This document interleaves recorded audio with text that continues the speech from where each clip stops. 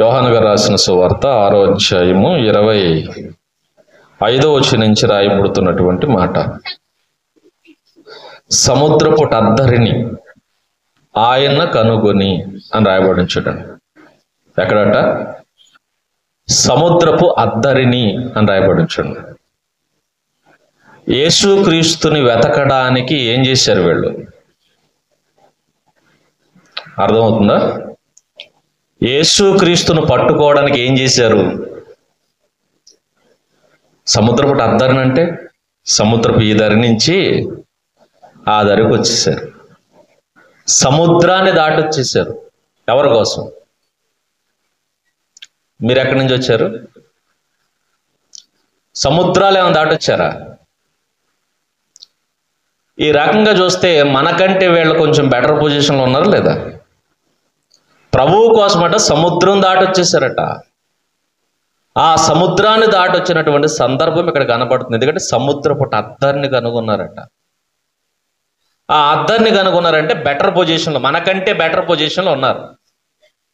ఒకవేళ మనమే కనుక అక్కడ ఉంటే ఏం చేస్తాం? వీళ్ళు బా ఎంత ప్రేమ, ఎంత ప్రేమ, ఎంత ప్రేమ, నా కోసం సముద్రం దాటొచ్చేసారా అని చెప్పి దండలేసి మరీ వెల్కమ్ చెప్తాం. కానీ ప్రభువు మనలాంటి వాడు కాదు. కనుగొన్న తర్వాత ఏం చేస్తున్నారు? రాయబడుతున్న మాట మనం చూస్తే ఏమంటున్నాడు చూడండి. సముద్రపు అద్దరిని ఆయన కనుగొని, బోధకుడా నీవెప్పుడు ఎక్కడికి వచ్చితివి అని అడుగుతున్నారు. ఒకవేళ ముందే చెప్తే నీతో పాటు మేము కూడా వచ్చేద్దాం కదా, నీవు ఎప్పుడు ఎక్కడికి వచ్చితివి అని అడిగారట. అడగగానే ఆయన అంటున్న మాట చూడండి. యేసు మనలా మాట్లాడకుండా ఓ మాట మాట్లాడతాడు. ఏంటి ఆ మాట? మీరు సూచనలు చూచుట వలన కాదు గాని రొట్టెలు భుజించి తృప్తి పొందుట వలనే నన్ను వెతుకుచున్నారు అన్నట్టు. ఎందుకు వెతుకుతున్నారట? యేసుక్రీస్తు ప్రభుల వారు వాళ్ళని సన్మానించకుండా, వాళ్ళని పొగడకుండా, అభినందించకుండా చెబుతున్న మాట ఏంటంటే, వాళ్ళని తిడుతూ హెచ్చరిస్తూ చెప్పిన మాట ఏంటో తెలుసా? మీరు సూచనలను చూచుట వలన కాదు అన్నట్టు. మీరు సూచనలు చూడట్లేదు, మరి ఏం చేస్తున్నారు?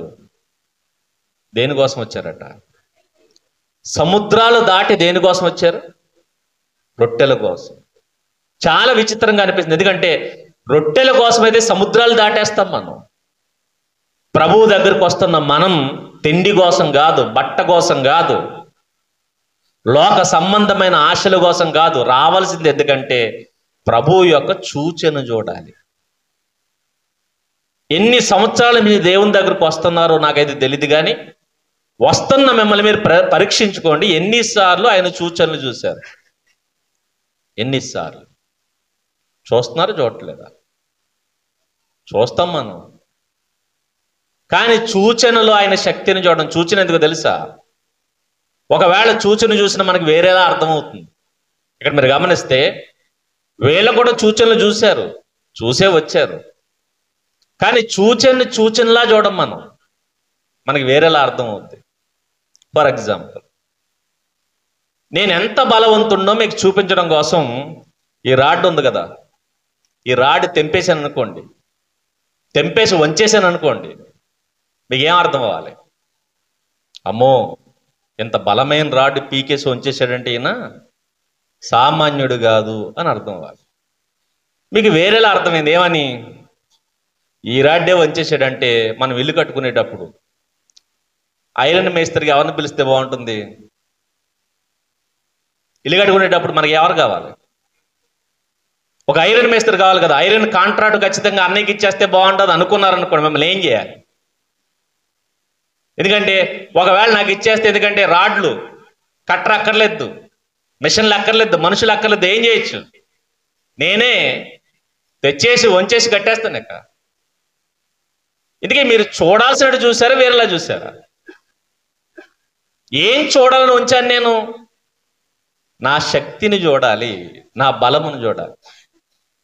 ఓ పెద్ద గోడ ఉంది, పరిగెట్టుకుని వెళ్ళి తన్నేశాను, ఒక్క తాపుతో పడిపోయింది. ఎందుకు తన్నాను? నేనెంత బలవంతుని మీకు చూపించాలి. ఇప్పుడు మీకు వేరేలా అర్థమైంది. ఎలా? మా ఊళ్ళో బిల్డింగులు పడగొట్టడానికి జేసీబీలు పిలుస్తున్నాం, అనవసరంగా బోళంతా ఖర్చు, ఎవరిని తీసుకెళ్తే బాగుంటుంది? తీసుకెళ్ళి జాగ్రత్తగా తన్నేమంటే గొడవ ఉండదు, డీజిల్ ఖర్చు లేదు, కరెంటు ఖర్చు లేదు, మనుషుల ఖర్చు లేదు. ఏం చేస్తాడు? వచ్చి నా దగ్గరకు వచ్చి అనే కొత్త షూ కొంటాం, వచ్చి ఏం చేయండి? తన్నేయండి అంటే ఏం చేయాలి? మిమ్మల్ని తన్నేయాలి. అంటే నేను చూపించేది ఒకందుకు చూపిస్తున్నా, మీరు ఎలా చూస్తున్నారు? వేరే కోణంలో చూస్తున్నారు. అందుకే చూచిన ప్రభువారు చేస్తుంది ఇంకో కోణంలో చూస్తున్నారు. అలా చూస్తే చాలా ప్రమాదం. ప్రభు ఇక్కడ చెబుతున్న మాట ఏంటి తెలుసా? నా సూచనలు ఎన్ని చేస్తున్నానే. చివరి స్టేజ్కి వచ్చాడు ఆయన. ఆల్రెడీ తన పరిచర్యలో చివరి అంక్యానికి వచ్చేసిన సందర్భాల్లో మాట్లాడుతున్న మాటలు. మీకు ఇన్ని చేస్తున్నాను, ఇన్ని సూచక్రియలు చేస్తున్నానే, నా సూచనలో నా శక్తిని చూడలేదు మీరు అని మాట్లాడుతున్నారు. అప్పుడు అనిపిస్తుంది, మోషే గారి చేత దేవుడు సూచనలు చేపించాడు కదా. ఏంటి ఆ సూచన? కర్రట కింద పడగానే ఏమైంది? పామే. ఈజిప్టులో కర్రను కింద పడగానే పామైంది. ఆ పామును చూసి వాళ్ళందరూ భయపడ్డారు. భయపడడం కోసమే సూచన చేయించాడు, కర్ర పాము అవడం వెంటనే. మీరు గమనించండి, ఒకవేళ అదే సూచన ఏ చైనాలోనే చేశాడు అనుకోండి మోషే గారు, ఏం చేస్తారు? పడిన పామును పడినట్టు తినేద్దరు. పైగా తినేయడమే కదా, ఏం చేస్తారు? తెల్లారు మొత్తం బండిడు పొల్లలు తెచ్చేసేసి ఏమంటారు? మోషే గారు ముందేసి, మోషే గారు ఎక్కడెక్కడికో వెళ్ళి పట్టుకోలేకపోతున్నాం పాములు, ఏం చేయండి? ఈ కర్రలన్నీ మీరు పట్టుకుంటే ఏమవుతాయి? పాములు అవుతాయి. మేము ఏం చేస్తాం? ఒకవేళ మేము కూడా మీరు ఏదన్నా పట్టుకొచ్చి ఇవ్వగానే ఏంటది? ఈయన పుల్ల ఏవో తీసుకొచ్చి మా చేతికి ఇచ్చారనుకోండి, దెబ్బకి అది పట్టుకోగానే ఏ మేకో కోడే అయిపోయిందనుకోండి, ఏం చేస్తారు? దెబ్బ మొత్తం బయట ఉన్న పుల్లన్నీ ఎరుకొచ్చేస్తారు. వచ్చేసి ఏం చేయాలి? కప్పేరు. ఒకవేళ మేము ముట్టుకోపోయినా ఆ ఈళ్ళన్నీ మేదేసేస్తారు, ఆ పుల్లలన్నీ మేదేసి కప్పెట్టేస్తారు. ఎందుకంటే టచ్ చేస్తే ఏమవుతుంది? కోడవుతుంది. కోడిని ఏం చేయొచ్చు? కోసి తినేయచ్చు. ఇలా ఆలోచించడం మంచిదా చెడ్డదా? చెడ్డది. ఒకవేళ అలా చేసినప్పుడు ఏం చూడాలి తెలుసా? శక్తిని చూడాలి. కానీ శక్తిని చూడట్లేదట. ఈరోజు కూడా మీరు గమనించండి, ప్రభువు యొక్క శక్తి అనేక విధాలుగా మనకు కనబడుతుంది. చాలా కార్యాలు మన జీవితంలో ఆయన చేసి ఉంటాడు. మన రోగాలను బాగు చేసి ఉంటాడు, మన అవసరాలు తీర్చుంటాడు. గొప్ప గొప్ప ఘన కార్యాలన్నీ జరిగి ఉంటే చాలా సాక్ష్యాలు మనం వింటాం. ఎక్కడ? కృతజ్ఞత కూడుకుల్లో కావచ్చు, కృతజ్ఞత సభల్లో కావచ్చు, లేదంటే ఆదివారం సాక్ష్యాలు కావచ్చు. చాలా చోట్ల ఏమైనా పడతాయి మనకి? దేవుడు నాకు ఈ కార్యం చేశాడు అని చెబుతున్నప్పుడు ప్రభు మీ కంటికి ఎలా కనబడుతున్నాడు అన్నది నా ప్రశ్న. ఇది కూడా సువార్త సభ. ఏది? కృతజ్ఞత సువార్త సభలు కదా. కృతజ్ఞత కూడుకు పెట్టుకోగానే ఇదిగో దేవుడు మా జీవితంలో ఇది చేశాడు అని ఒక అద్భుతాన్ని మీకు చెప్తున్నప్పుడు ప్రభు ఎలా కనబడుతున్నాడు మీ కంటికి? ఎలా కనబడుతున్నాడు? కుంటోళ్ళకి కాళ్ళు ఇచ్చాడు, గుడ్డోళ్ళకి కళ్ళు ఇచ్చాడు, రోగులను స్వస్థపరిచాడు. కానీ ప్రభు ఎలా కనబడుతున్నాడు? ఎలా కనబడాలి? అమ్మో ఆయన ఎంత గొప్పోడో అని చూడాలి. కానీ మనకు ఎలా అర్థమవుతుంది తెలుసా? నాకు కూడా కుంటుకాలు ఉంటే ఏమొస్తుంది? బాగు చేయించుకుందాం. నాకు కూడా కళ్ళు లేకపోతే కళ్ళు ఇస్తాడు. ఒకవేళ నీ అవసరాలు చూసుకుంటే ప్రభువు నీకు అర్థం కాలేదు. అసలు కృతజ్ఞత అంటేనే మనకు సరిగా తెలీదు. కృతజ్ఞత ఎలా చెల్లించాలో రాయబడుతున్న మాటలకు వెళ్ళి చూద్దాం. ఈ అధ్యాయంలోనే కృతజ్ఞత గురించి కొన్ని విషయాలు మనకు కనబడుతూ ఉంటాయి. చాలా జాగ్రత్తగా ధ్యానించడానికి సిద్ధపడదాం. 6వ అధ్యాయం 1వ వచనం నుంచి రాయబడుతున్నాం. అటు తరువాత యేసు తిబెరియా సముద్రము అనగా గలిలయ సముద్రము దాటి అద్దరికి వెళ్ళెను అన్నాడు. చూడండి ఏమంటట? యేసు తిబెరియా సముద్రము. తిబెరియా అనేది సముద్రం కాదు. తిబెరియా అనేది ఒక రేవు లేదా ఒక ఒడ్డు. గలిలయ సముద్రం, దాని తిబెరియా సముద్రం కూడా పిలుస్తూ ఉంటారు. కిన్నెరెతు సరస్సు అంటారు. ఇలా చాలా పేర్లతో పిలువబడుతుంటుంది ఇది. ఈ తిబెరియా అనేది ఒక ఒడ్డు. ఈ ఒడ్డు నుంచి ఆయన ప్రయాణమే వెళుతున్నాడు సముద్రపు అద్దరికి. అంటే ఇక్కడి నుంచి అక్కడికి వెళ్తున్నారు. మీరు గమనించండి, ఆ సముద్రం అంటే పెద్ద సముద్రం అనుకోకండి. అది సుమారు అది చాలా చిన్నది. ఇంకా చెప్పాలంటే అందుకే సరస్సు అని కూడా అంటాడు దాన్ని. సుమారు ఒక 53 కిలోమీటర్ల చుట్టుకొలత. దాన్ని రౌండ్ వేస్తే ఎంత ఉంటుంది అంటే ఒక చిన్న సముద్రం, ఒక 53 కిలోమీటర్లు ఉంటుంది దాని చుట్టుకొలత. పైగా పెద్ద లోతే ఉండదు, ఒక 81 అడుగుల లోతు ఉంటుంది అంతే కనిష్టంగా. గరిష్టంగా ఒకవేళ భారీ తుఫాన్లు వర్షాలు పెరిగి నీరు చేరితే ఒక 141 అడుగుల లోతు ఉంటుంది గరిష్టంగా. కనిష్టంగా అయితే 81, గరిష్టంగా అయితే 141 అడుగుల లోతు. పెద్ద సముద్రం కాదు, కాకపోతే ఏంటంటే చేపలు బాగా దొరుకుతాయి దీంట్లో. అందుకే ఎక్కువ శాతం దీంట్లో వలలు వేసి చేపలు పట్టుకుంటుండేవారు. దీన్ని సముద్రంగా సరస్సుగా పిలుచుకునేవారు. ఈ సముద్రంలో యేసుక్రీస్తు ప్రభుల వారు ఎక్కువ శాతం ప్రయాణం చేశారు శిష్యులతో. తన సువార్త యాత్రలో ఎక్కువ శాతం ఈ సముద్రం మీద అటు ఇటు తిరుగుతూ ఉంటాడు ఆయన. ఇది ఎలా ఉంటుందంటే గట్టిగా అయితే మన అర్థం కావడం కోసం ఒక స్ట్రాబెర్రీ ఆకారంలో ఉంటుంది. స్ట్రాబెర్రీ తెలుసు కదా, స్ట్రాబెర్రీ అంత ఉండదు. 53 అడుగుల 53 కిలోమీటర్ల పొడుగు స్ట్రాబెర్రీ ఎంత ఉంటుందో అంత ఉంటుంది. మీకు అర్థం కావడం కోసం చెప్తున్నా. మీరు గమనిస్తే ఇది తిబెరియా ఒడ్డు అనుకోండి.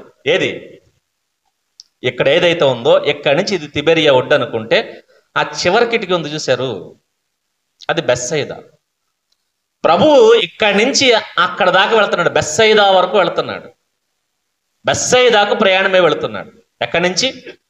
తిబెరియా నుంచి అక్కడికి బెత్సయిదాకు వెళ్తున్నాడు. ప్రయాణం ఇలా సాగుతుంది అనమాట, ఇలా క్రాస్గా సాగుతుంది. ఈ ఒడ్డు నుంచి ఎక్కడికి? ఆ ఒడ్డుగా అద్దరిని అంటున్నాడు. ఈ ప్రయాణం సుమారు ఒక 13-17 కిలోమీటర్ల దూరం ఉంటుంది మొత్తానికి. ఈ ప్రయాణమే వెళుతున్నారు. అద్దరికి వెళ్ళిపోయాడు. వెళ్ళిపోయిన తర్వాత ఏం జరుగుతుందంటే వెంటనే ఆయన రాక చూసి అందరూ వచ్చేసారట పరుగు పరిగిన రోగులందరూ. ఇంతకీ ఈయన ఎందుకు వెళ్తున్నాడో రాయబడిన మాటలకు వెళ్ళి మనం చూద్దాం. ఈయన పరిస్థితి ఎందుకు ఆ దారికి వెళుతున్నాడు మనం చూడగలిగితే మత్తయి గారు రాసిన సువార్త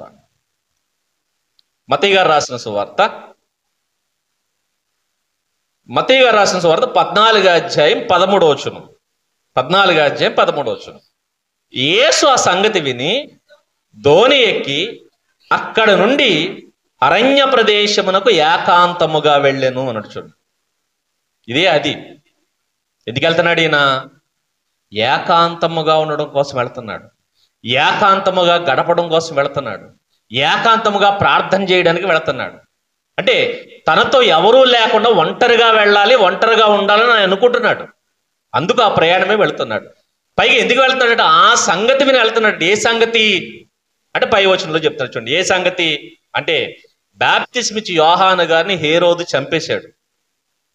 చంపేసిన తర్వాత ఆ యోహాను గారి శిష్యులు వెళ్ళి ఆయన తీసుకుని వచ్చి సమాధి చేసేసి ఆ బాప్తిస్మిచ్చి యోహాను గారు చనిపోయినటువంటి సంగతి యేసుక్రీస్తు ప్రభుల వారికి చెప్పారు.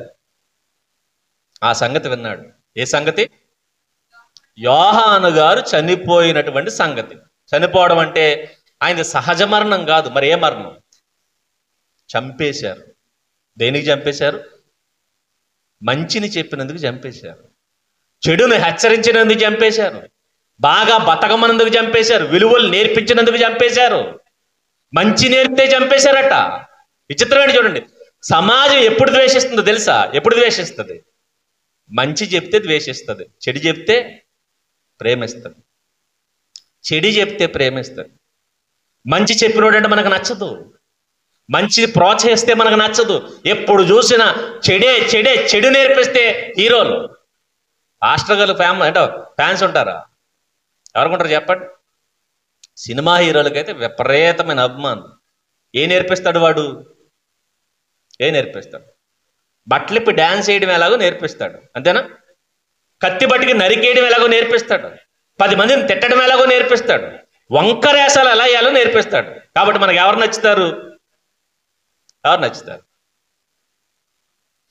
ఇస్మాయిల్ అన్న గారు రోడ్డు అంటే వెళ్తుంటే చాటోగ్రఫీలు తీసుకుంటారా? మరి ఎవరు తీసుకుంటారు? ఏ పనికిమాల హీరో అవసరంలా, జబర్దస్తులు యాక్ట్ చేసే పనికిమాల కమీడియన్ వచ్చి ఏం చేస్తారు చెప్పండి? అంతే, ఎక్కడికి వచ్చాడు కూడా సడన్గా అక్కడికి. దీంట్లో చాలా మంది ఉంటారు నాకు తెలిసి.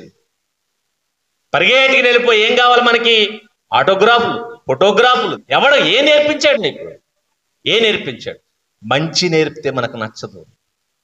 అందుకే పాస్టర్ గారిని తిడతాం, పనికిమాలిన అందరినీ ప్రేమిస్తాం. చంపేసాడట, ఏ రోజు చంపేశాడట. చంపేసిన సంగతి ఎలా చంపేశాడంటే తల నరికేశారు అయింది. అది కూడా ఎవరి చేత తెలుసా? ఒక చిన్న పిల్ల చేత నాట్యం చేయించి వాళ్ళమ్మ ఆ బాప్తిస్మిచ్చి యోహాను తల అడిగేటట్టు చేసింది. ఈ సంగతులన్నీ ప్రభు విన్నాడు. మనసు నిండగా దుఃఖముతో ఏకాంతంగా గడపడానికి వెళ్ళిపోతున్నాడు. అంటే ప్రభు ఆ పరిస్థితి ఎలా ఉన్నాడు? ఆ తిబెరియా నుండి బెత్సయిదాకి వెళుతున్నప్పుడు పరిస్థితి ఎలా ఉంది? యోహాను గారు చనిపోయాడు, తనకు ముందుగా పంపబడ్డ దూత చనిపోయాడు. చనిపోయిన ఆ దూతను మనసు నిండగా నింపుకుని ప్రయాణమే వెళుతున్నాడట.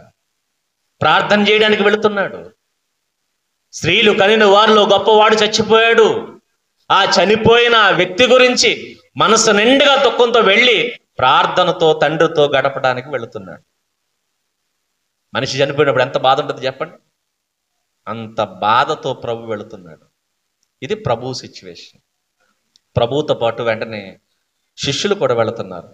వాళ్ళు ఎందుకు వెళుతున్నారు మీరు గమనించండి. మార్కు సువార్త, మార్కు గారు రాసిన సువార్త 6వ అధ్యాయం 30వ వచనంలో రాయబడుతున్న మాట చూడండి. అంతటా అపోస్తలులు యేసునొద్దకు కూడి వచ్చి తాము చేసినవన్నీ బోధించినవన్నీ ఆయనకు తెలియజేసిరి. అప్పుడు ఆయన తను చేసినవన్నీ చెప్పేశారట. ఏం చెప్పారంటే శిష్యులను ఇద్దరిద్దరు చెప్పిన ఆయన సువార్తకు పంపించాడు. మీరు వెళ్ళండి, వెళ్ళి ఏం చేయండి? సమీప గ్రామాల్లోనికి ప్రవేశించండి. నేను ఏ గ్రామంలోకి అయితే వస్తానో నాకంటే ముందుగా మీరు వెళ్ళండి. వెళ్ళి ఏం చేయండి అంటే సువార్త ప్రకటించండి, నా గురించి చెప్పండి వాళ్ళకి. సువార్త పని మీద పంపించాడు. పంపించేటప్పుడు కారు వేసుకెళ్ళమని ఇవ్వలా, బైక్ వేసుకెళ్ళమని ఇవ్వలా. మరి ఎలా పంపించాడు ఈయన? 4 జత బట్టలు పెట్టి పంపించలా. వేసుకున్న బట్టలతో సంకలో సంచి లేకుండా, జాలి లేకుండా, చేతిలో కర్ర లేకుండా, ఇంకా చెప్పాలంటే కాళ్ళకి చెప్పులు లేకుండా పంపించాడట. ఏం వేసుకోవద్దన్నాడు? చెప్పులు లేకుండా. ఏం చేసి వచ్చారు వీళ్ళందరూ? చుట్టుపక్కల ప్రాంతాల్లో సువార్త చేసి వచ్చారు. మామూలుగా బైక్ మీద వెళ్తుంటే ఎలా ఉంది? బైక్ మీద వెళ్తే ఎలా ఉంటుందంట? ఈ మధ్యకాలంలో బైక్ మీద వెళ్తే నల్లగా ఉన్నవాడు ఎర్రగా అయిపోతున్నాడు. ఎలా? కంకర ఆ రేంజ్లో లేస్తుంది. ఇంటి దగ్గర బయలుదేరేటప్పుడు నల్లగానే ఉంటున్నాడు, కానీ ఆ ప్రదేశానికి వెళ్ళేసరికి ఏమైపోతున్నాడు? తెల్ల చొక్కా ఎర్ర చొక్కా అయిపోతుంది. ఏ చొక్కా వేసుకున్న ఎర్రగా మారిపోతుంది. ఎందుకంటే ఆ దుమ్మంతా వచ్చి మీద పడిపోతుంది. బైక్ మీద వెళ్తేనంత కష్టమైతే నడుచుకుంటూ వెళ్ళి ఏం చేశారట వీళ్ళు? సువార్త ప్రకటించారు. ఈ సువార్త ప్రకటించిన తర్వాత వచ్చి అంటున్నారు, ప్రభువా అన్నీ చేశాం, ఇదిగో నీ నామాన్ని అద్భుతాలు చేశాం, పలానా చోట ప్రకటించాం, పలానా చోట చేర్చుకున్నారు, పలానా చోట మమ్మల్ని గెంటేశారు. ఇవన్నీ చెబుతున్నప్పుడు ఏమంటున్నాడు చూడండి. 31వ వచనం. అప్పుడు ఆయన మీరు ఏకాంతముగా అరణ్య ప్రదేశమునకు వచ్చి కొంచెము సేపు అలసట తెచ్చుకోండి. అలసిపోయి వచ్చారు కదా మీరు అందరూ, ఏం చేయండి ఇప్పుడు? మీరు అలసిపోయారు కాబట్టి అలసట మీరు తీర్చుకోండి. ప్రభు నేను బాధతో ఉన్నాను కాబట్టి నా బాధ నేను తండ్రితో చెప్పుకుంటాను. ఇప్పుడు చూడండి, బాప్తిస్మిచ్చి యోహాను గారు చనిపోయారన్న బాధతో ప్రభు ఉన్నాడు. శిష్యులు అలిసిపోయి శిష్యులు ఉన్నారు. మీరు శిష్యులు ప్రభు వారు ఏకాంతముగా గడపాలి. ఎందుకంటే శిష్యులు ఎందుకు? రెస్ట్ తీసుకోవాలి. ప్రభు ఎందుకు? తన బాధను తండ్రితో మాట్లాడుకుని తగ్గించుకోవాలి, తన బాధను తండ్రితో చెప్పుకోవాలి. ఇది సిచ్యువేషన్. శిష్యులు అలిసిపోయారు, ప్రభువారు బాధలో ఉన్నారు. ఏకాంతం గడపడానికి వెళ్తే ఈలోగా ప్రభు వచ్చాడన్న సంగతి విన్నట్ట వీళ్ళందరూ ఏం చేశారు చూడండి, పరిగెత్తుకుని వచ్చారటండి. 33వ వచనం, మార్కు సువార్త 33వ వచనం చూడండి, అదే అధ్యాయం. వారు వెళ్ళిచుండగా జనులు చూచి అనేకులు అన్న చూడండి, అనేకులు ఆయన్ను గుర్తెరిగి సకల పట్టణముల నుండి అక్కడికి కాలి నడకన పరిగెత్తుకుని వచ్చేసారట. ఎవరికంటే? వారికంటే ముందు న్యూస్ వెళ్ళిపోయింది. ప్రభు ఎక్కడికి వస్తున్నాడు? బెత్సయిదా వస్తున్నాడు. బెత్సయిదా వస్తున్నాడని చెప్పి అందరూ ఏం చేశారు? పరుగును వెళ్ళిపోయారట. పరుగు పరుగుని వెళ్ళిపోయి ఆ బెత్సయిదాలో ప్రభువును చుట్టేశారు. మళ్ళీ అడుగుతున్నా, ప్రభు ఎందుకు వెళ్ళాడు? ఏకాంతం గడపడానికి, ఎందుకంటే బాధతో ఉన్నాడు ఆయన. నెక్స్ట్, శిష్యులు ఎందుకు వెళ్ళారు? అలిసిపోయి ఉన్నారు, వాళ్ళు రెస్ట్ తీసుకోవడానికి వెళ్ళారు. రెస్ట్ తీసుకోవడానికి వెళ్ళిన వీళ్ళందరూ వచ్చి మేదడిపోతే ఎలా ఉంటుంది చెప్పండి? విసిగిపోతారు. కానీ ప్రభు వారు విసిగిపోలేదు. ఎప్పుడైతే జనసమూహాన్ని చూశాడో బోధించడం ప్రారంభించాడు. ఆయన బోధ చేసి ఆ రోగులను స్వస్థపరిచి, ఈ రోగులను స్వస్థపరుస్తూ వాళ్ళతో మాట్లాడుతుండగా శిష్యులకు మంటెక్కిపోతుంది. ఎప్పుడు గమనించండి, సేవకులు బాగానే ఉంటారు, కోపాలు ఎవరికి వస్తాయి? ఆ ఇష్మాయిల్ గారికి పని లేదు, మాట్లాడితే ఏమంటాడు? జనవరిలో ఓ సువార్త సభ, మళ్ళీ వెంటనే ఉపవాస ప్రార్థనలు అంటారు, ఆరాధనలు అంటారు, కూడికలు అంటారు. ఇలా మళ్ళీ మే నెల వచ్చేసిన మళ్ళీ ఏంటి సభలు అంటారు. ఏ అత్తమ్మా నువ్వు ఏదో ఒకటి అంటాడు. ఈయనకి ఏంటి అలిసిపోయేది ఎవరు చెప్పండి? మేము అనుకుంటాం మేము దొంగలు మూసేస్తున్నాం, రాళ్ళు కొట్టేస్తున్నాం, ఈయనకేం నొప్పి తెలియట్లేదు, బాధ తెలియట్లేదు, ఇలాంటి ఫీలింగ్స్ ఉంటాయి, చాలా మందికి ఉంటాయి. అందుకే మాట్లాడితే అదంటారు ఇదంటారు. సేవకులైన వాళ్ళు ఈ కార్యక్రమాలు ఏర్పాటు చేసేది ఎందుకు మీకు తెలియదు. ఒకవేళ అలాంటి ఫీలింగ్ ఉంటే ఈ రోజు మీకు సవరం అయిపోద్ది, చూసుకోండి. క్లైమాక్స్కి వెళ్దాం. వీళ్ళు కూడా నలిగిపోయి ఉండేసరికి ఈయన బోధ ప్రారంభించి మాట్లాడేస్తున్నాడు. ఈయన మాట్లాడి మంటెక్కిపోతుంది శిష్యులకి. ఎందుకంటే ఆల్రెడీ అలసిపోయి ఏం చేయడానికి వచ్చారు వీళ్ళు? రెస్ట్ తీసుకోవడానికి వస్తే రెస్ట్ ఇవ్వకుండా ఈయన మాట్లాడుతుంటే చూసి విసిగిపోయి శిష్యులు వచ్చి అంటున్నారు, చీకటి పడిపోతుంది, వాళ్ళు పంపించేయి, వాళ్ళు తినడానికి తిండి లేదు, ఇది అరణ్యం, ఈ అరణ్యంలో రొట్టెలు ఎక్కడ దొరుకుతాయి, కాబట్టి వీళ్ళందరినీ పంపించే అని చెప్పి సలహా ఇచ్చారు ప్రభువుకి. ఆయన మనలాంటోడు కాదు కదా, ఆయన దేవాది దేవుడు కదా. ఆ దేవుడు వీళ్ళ హృదయ రహస్యాలు కనిపెట్టి ఆయన అంటున్నాడు, రొట్టెలు వాళ్ళు తెచ్చుకోవడం కాదు కానీ ఏం చేద్దాం, మనమే పెడదాం అన్నాడు. గుండె పగిలిపోయిందండి. ఒక్కసారిగా పగిలిపోయింది. ఏం జరుగుతుంది చూడండి. యోహాను సువార్త 6వ అధ్యాయం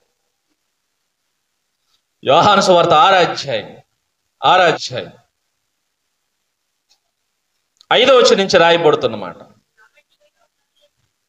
6వ అధ్యాయం 5వ వచనం. కాబట్టి యేసు కనులెత్తి బహుజనులు తన యొద్దకు వచ్చుడు చూచి, వీరు భుజించుటకు ఎక్కడ నుండి రొట్టెలు కొని తెప్పింతుమని పిలుపు గారిని పిలిచి అడుగుతున్నాడు.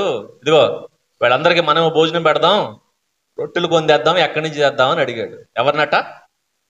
పిలుపు గారిని ఎందుకు అడిగాడు? బెత్సయిదా పిలుపు గారు ఊరు. పిలుపు గారిని ఎందుకు అడుగుతున్నాడు అంటే బెత్సయిదా పిలుపు గారు ఊరు. ఎందుకంటే బెత్సయిదా వాడైన పిలుపు గారు సొంత ఊరు ఏదంటే బెత్సయిదా. వెంటనే పిలుపు గారిని పిలిచి అడిగేసరికి పిలుపు గారికి ఎలా ఉంటుంది చెప్పండి? ఎక్కడి నుంచి కొందేద్దాం అంటే ఎక్కడి నుంచి తేవాలి? ఇప్పుడు ఎక్కడి నుంచి తేవాలి? మరి చెరుకోళ్ళ మీటింగ్ పెడుతున్నాం, పాస్టర్ గారికి భోజనం పెట్టాలి అన్నారు అనుకోండి, ఎవరు పెట్టాలి? చెరుకోళ్ళు ఉన్న వాళ్ళు పెట్టాలి. ఒకవేళ ఇష్టపడితే మేమంటారు, ఇష్టం లేకపోతే ఏమంటారు? పై ఒకళ్ళిద్దరైతే అందరు ముందుకు వస్తారు. ఒకవేళ ఇదిగో మరి 100 మంది సేవకులు వస్తున్నారు, మీలో ఎవరు భోజనం పెడతారంటే ఎన్ని చేతులు లేస్తే పైకి?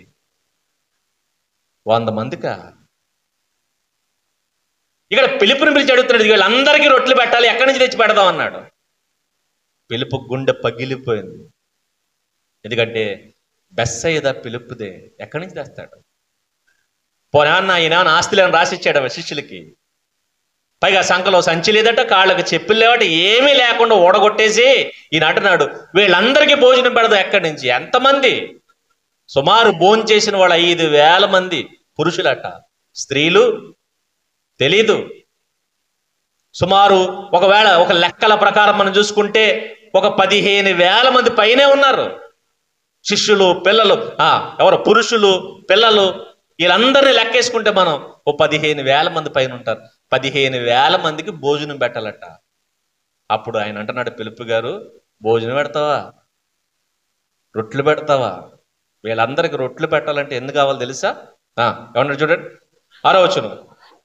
ఏమి చెయ్యనై ఉండెనో తానే ఎరిగి ఉండి అతన్ని పరీక్షిస్తున్నాడట. ఆయన పరీక్షించుటకు అలాగడిగాను. అందుకు పిలుపు, వారిలో ప్రతి వాడు కొంచెం కొంచెం ప్రసాదం పెట్టినట్టు పెడితే, పలహారం పెట్టినట్టు పెడితే 200 దేనారాలు అవుతాయి అన్నట్టు. ఎంత పెడితే ఒక్కొక్కళ్ళకి రొట్టె ముక్క. ఆల్రెడీ మనం బల్ల తీసుకునేటప్పుడు చూసారు, బల్ల తీసుకున్నప్పుడు ప్రభు వారి శరీరం పంచుతుంటారు. ఎంత? కొంచెం కొంచెం. ఒకవేళ వాళ్ళలో ప్రతి వారికి కొంచెం కొంచెం అలా రొట్టె ముక్కలా పెడితే ఎంత అవుతుందట? మార్క్స్ వార్త లేదు, 106 రూపాయలు అని చెప్పాడు ఆయన.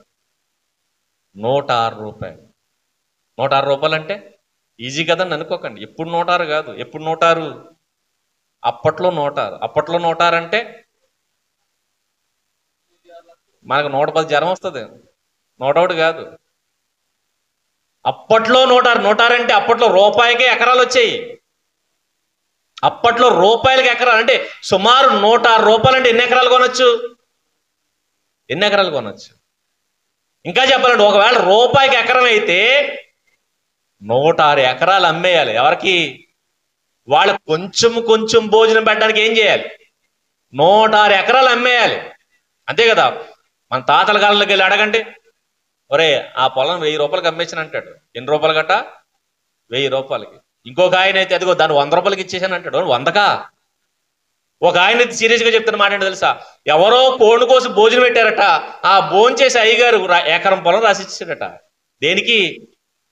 కోడి మాసం కూరకి. అంటే భోజనం అంటే భోజనానికి రాసి ఇచ్చాడట. అప్పట్లో ఎకరం పొలాలు అంటే అలా ఉండే వాళ్ళకి. అప్పట్లో ఎకరం పొలాలు మీరు గమనించండి. ఇది మన తాతల కాలానికి వెళ్తే ఎలా ఉంటే, ఇది ఎప్పుడు? యేసుక్రీస్తు భూమి మీద ఉన్న కాలం. అంటే 2000 సంవత్సరాల క్రితం 100 రూపాయలు అంటే ఎంత? ఇప్పట్లో 100 కోట్లతో సమానం. అప్పట్లో వాళ్ళకి భోజనం పెట్టడానికి అంత అవుద్దట. ఇప్పుడు 100 కోట్లు. అప్పుడు అంటున్నాడు ఆయన 100 రూపాయలు.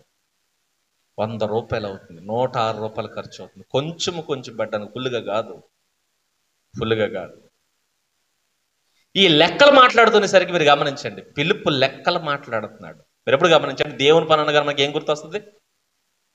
ఫైనాన్స్ మాట్లాడతారు. సభలంటే, సువార్త సభలంటే, సువార్తలంటే, ఇవన్నీ అంటే ఫైనాన్స్. చాలా మంది ఫైనాన్స్ మాట్లాడతారు.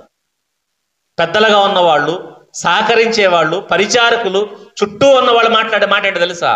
ఫైనాన్స్. నువ్వు సభ అంటున్నావు, ప్రార్థన అంటున్నావు, కూడుక అంటున్నావు. చివరికి దరిద్రం ఏంటో తెలుసా? ఇంటి దగ్గర కృతజ్ఞత కూడుకు పెట్టుకోవడానికి కూడా ఏం మాట్లాడుతున్నారు? ఫైనాన్స్. పలహారం తేవాలి, భోజనాలు పెట్టాలి. ఇదంతా అనవసరం అనుకుంటున్నారు అంతే చాలా మంది. ఒకప్పుడు లంటి డేస్ వస్తే ఇంటింటి దగ్గర ప్రార్థనలు పెట్టారు. ఇప్పుడు అవి కూడా మానేశారు. ఎందుకు? ఫైనాన్స్. ఇబ్బంది అయిపోతుంది చాలా మందికి. దేవుడికి ఫైనాన్స్ మాట్లాడితే చెడ్డ జరాకు. పిలుపు అదే మాట్లాడు, ఫైనాన్స్ మాట్లాడుతున్నాడు. ఎంత అవుద్ది అన్నాడు. ఈలోగా ఆంద్రే గారు వచ్చారట. ఆంద్రే గారు ఎందుకు వచ్చారంటే, ఆంద్రే గారిది కూడా బెత్సైదాయే. బెత్సైదా వాడైన ఆంద్రే కూడా వచ్చి అంటున్నాడు, ప్రభువా ఇక్కడ ఒక చిన్నవాడి దగ్గర 5 రొట్లు ఉన్నాయి. ఎన్ని రొట్లు ఉన్నాయి? 5 రొట్లు ఉన్నాయి, 2 చిన్న చేపలు ఉన్నాయి. మీరు గమనించండి, ఎవరి దగ్గర? చిన్నోడి దగ్గర. 5 రొట్లు ఉన్నాయట. చిన్నవాడంటే బాలుడు అని మనం అనుకోవచ్చు. ఓ బాలుడు ముందుకు వచ్చాడట. ఇదిగో వీళ్ళందరికీ భోజనం పెట్టాలి, మీ దగ్గర ఏమైనా ఉందా అని అడిగితే ఒక చిన్న పిల్లోడు ముందుకు వచ్చి అంటున్నాడట, నా దగ్గర 5 రొట్లు. మీరు ఎప్పుడు గమనించండి, ఎప్పుడు చిన్నోళ్ళే వస్తారండి ముందుకి దేవుని పని అనగానే. పెద్దోళ్ళు మాత్రం రా.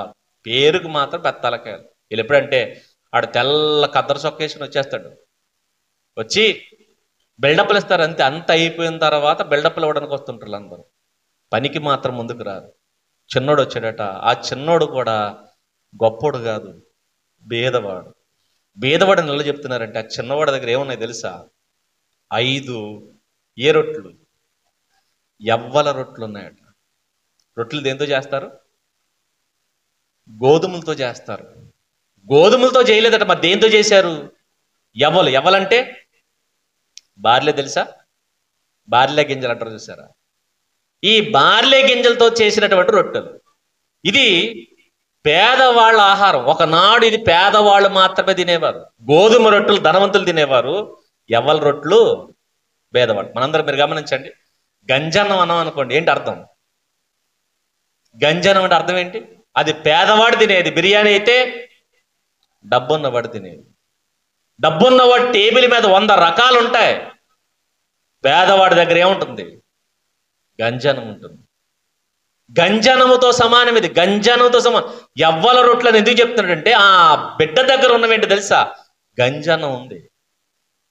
ఆ ఎవ్వల రొట్లు పెట్టాడు. అందుకే ప్రకటన గ్రంథం 6వ అధ్యాయంలో అంటూ ఉంటాడు, ఒక దేనారను గట్ట ఒక సేరు గోధుమలు వస్తే 3 సేర్లు ఎవ్వలు వస్తున్నాయి. ఎవ్వలు వస్తున్నాయి అంటే కరువు కాలంలో కూడా ఒక దేనారానికి ఎన్ని వస్తున్నాయి? 3 సేర్లు ఎవలు వస్తున్నాయి. అంటే మీరు గమనించండి, అతి చీపుగా దొరికే పంట ఏంటంటే ఎవల పంట. అందుకే పేదవాళ్ళందరూ ఎవల రొట్టెలు తినేవారు, ధనవంతులందరూ గోధుమ రొట్టెలు తినేవారు. గోధుమ రొట్టెలు. అందుకే పేదవాడు ఆశపడేవాడట ఏంటంటే ఒక గోధుమ రొట్టె అయినా దొరికితే బాగుంది. ఈరోజు మనం బిర్యానీల మీద బిర్యానీలు తిన, ఆ బిర్యానీ హైదరాబాద్ బిర్యానీ, ఆ బిర్యానీ, ఈ బిర్యానీ, చైనా బిర్యానీ, మొత్తం అన్ని తినేస్తున్నా గరువు తిరగట్లేదు. పైగా దేవుడు మాకు ఏం చేసేటట్టును. ఒకప్పుడు ఎవ్వల రొట్టెలు తిని బతికారు. ఎవ్వల రొట్టెలు. ఆ ఎవ్వల రొట్టెలు తీసుకుని వచ్చి ప్రభు ముందు పెట్టాడట. గమనించండి, రాయబడుతున్నమాట. ఎవ్వల రొట్టెలు 2 చిన్న చేపలు ఉన్నవి, ఎంత మందికి ఇవి ఏమా? ఆయన ఫైనాన్స్ అన్నాడు, ఈయన చూపించి అంటున్నాడు, వీటితో ఏం చేస్తాం ప్రభువా అని అడుగుతున్నాడు. ఆయన ఏమో డబ్బులే, ఇదిగో కొంచెం పెట్టడానికి ఈయన డబ్బులు కావాలంటున్నాడు. ఈయన అంటున్నాడు ఇవి ఏమాత్రం. ఇది కూడా నిరుత్సాహపరిచే మాటే. వీటితో ఏం చేస్తాం? ఇదిగో మా దగ్గర ఎంతే ఉంది. ఈ 100తో ఏం చేస్తాం? ఈ 1000తో ఏం చేస్తాం? నువ్వు అవి అనకు. దేవుడికి అవి నచ్చని మాటలు. ఆయన అంటున్నాడు, యేసు జనులను కూర్చుండబెట్టుడని చెప్పాను, ఆ చోట చాలా పచ్చిక ఉండెను గనక లెక్కకు ఇంచుమించు 5,000 మంది పురుషులు కూర్చున్నారు. ఇప్పుడు ఎక్కడ కూర్చోబెడుతున్నాడట? పచ్చిక మీద. ఎందుకు పచ్చిక మీద కూర్చోబెడుతున్నాడు? మీరు గమనించండి, అది అరణ్యంలో ఎక్కడ కూర్చోబెడుతున్నాడు? పచ్చిక.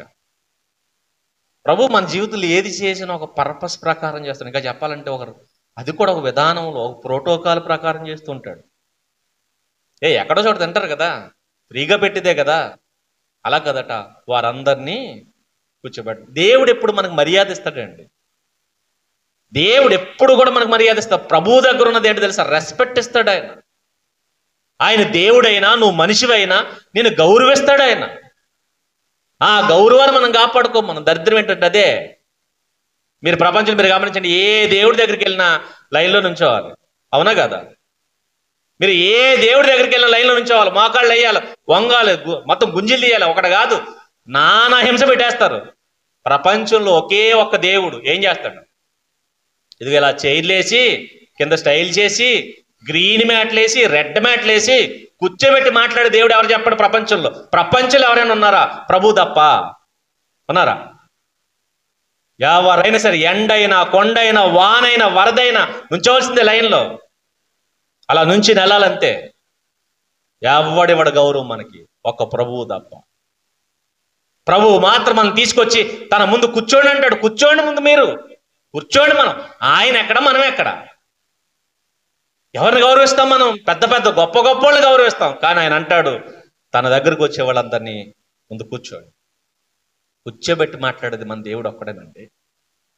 మీరు ఎక్కడైనా గమనించండి, నేను చెప్పే మాటలు ఏ దేవుడి దగ్గర నుంచోవలసిందంతే. అదైనా నుంచి కనబడితే కనబడతాడు, లేదంటే పొమ్మంటారు. ప్రభు మాత్రం అలా కాదు, నీ దగ్గరకు వస్తాడు. అది ఇంకా చెప్పాలంటే ఆయన అంటాడు, ఇదిగో నేను తలుపు యొద్ద నుండి తడుచు. ఇంటికి వస్తాడట, తలుపు తడతాడట. తట్టడం ఏంటండి? తలుపులు తోసుకుని వచ్చేసిగా రాడట ఆయన, తలుపు తడతాడట. ఆయన అంటాడు, నువ్వు తీస్తే వస్తాను, తీయకపోతే వెళ్ళిపోతాడట. నువ్వు తీస్తే. అందుకే మనల్ని హానర్ చేసే ప్రభు ఎవరంటే ఒక యేసుక్రీస్తు ఒక్కడే. కూర్చోబెట్టనండి ఎక్కడ? పచ్చిక మీద కూర్చోబెట్టట. ఈ మాట చెప్పగానే మన అందరూ కూడా గుర్తు రావాలి. మనకే కాదు, తింటున్న వాళ్ళకు కూడా, కూర్చుంటున్న వాళ్ళకు కూడా గుర్తు రావాలి. ఎందుకు కూర్చోబెడతాడు ఈయన అంటే, ఒక కీర్తనాకారుడు ఒక కీర్తన రాశాడు. ఏంటి ఆ కీర్తన? యెహోవా నా కాపరి, నాకు లేమి కలదు. నెక్స్ట్, పచ్చిక గల చోట్ల ఆయన నన్ను పరుండి చేస్తాడు. అరణ్యములో తిండి లేని ప్రదేశంలో పచ్చిక మీద కూర్చోబెట్టి తిండి పెడుతున్నాడు. ఎవరైనా వీళ్ళందరూ అనుకోలే, ఏంటి ఈయనే మా కాపరి, ఈయనే మా కాపరి. దావీదు గారు చెప్పిన కాపరి ఎవరు? ఇదిగో ఈయనే, ఆ కాపరి ఈయనే, ఈ కాపరి ఈయనే అని గ్రహించాలని ఆ లేఖనం అర్థమయ్యేటట్టు పచ్చిక మీద కూర్చోబెట్టి అంటున్నాడట. వాళ్ళకి ఏం చేయండి? భోజనం పెట్టండి, వడ్డించండి అన్నాడు. వారిని కూర్చోబెట్టడు అన్నాడట. ఇప్పుడు చెప్తాను చూడు. యేసు ఆ రొట్టెలు పట్టుకుని కృతజ్ఞతాస్తుతులు చెల్లించి కూర్చున్న వారికి వడ్డించెను అన్నాడు. నేను అడుగుతున్నా, కృతజ్ఞతాస్తుతులు ఎప్పుడు చెబుతాం? కృతజ్ఞతాస్తుతులు ఎప్పుడు చెప్తాం? ఇంకా చెప్పాలండి, మనకు అర్థం కావాలంటే కృతజ్ఞత కూడికి ఎప్పుడు పెడతాం? మేలు పొందిన తర్వాత. అవునా? మనకు అప్పులు ఉన్నాయి, తీరిపోతే కృతజ్ఞత కూడుక. మనకు బాధలు ఉన్నాయి, పోతే కృతజ్ఞత కూడుక. మన సమస్యలు ఉన్నాయి, పోతే కృతజ్ఞత కూడుక. మన రోగం బాగైతే కృతజ్ఞత కూడుక. అంటే పని అయిపోయిన తర్వాత కృతజ్ఞత. థ్యాంక్స్ ఎప్పుడు చెప్తాం? పని అయిపోవాలి. వాటర్ అడిగాం, ఇచ్చారనుకోండి, ఇచ్చిన తర్వాత తాగేసిన తర్వాత ఏం చేస్తాం? కృతజ్ఞత. ప్రభు అటప్పుడు మీరు గమనించండి, ఏమైనా సంబంధం ఉంది, కృతజ్ఞతాస్తులు చెల్లిస్తున్నాడు. ఈయన ఏం చేశాడు? ఆయన ఏమన్నాడు? యేసు ఆ రొట్టెలు పట్టుకుని కృతజ్ఞతాస్తుతులు చెల్లించాడు. కృతజ్ఞతాస్తుతులు చెల్లించాడట. ఇప్పుడు నేను అడుగుతున్నా, ఎన్ని రొట్టెలు ఉన్నాయి?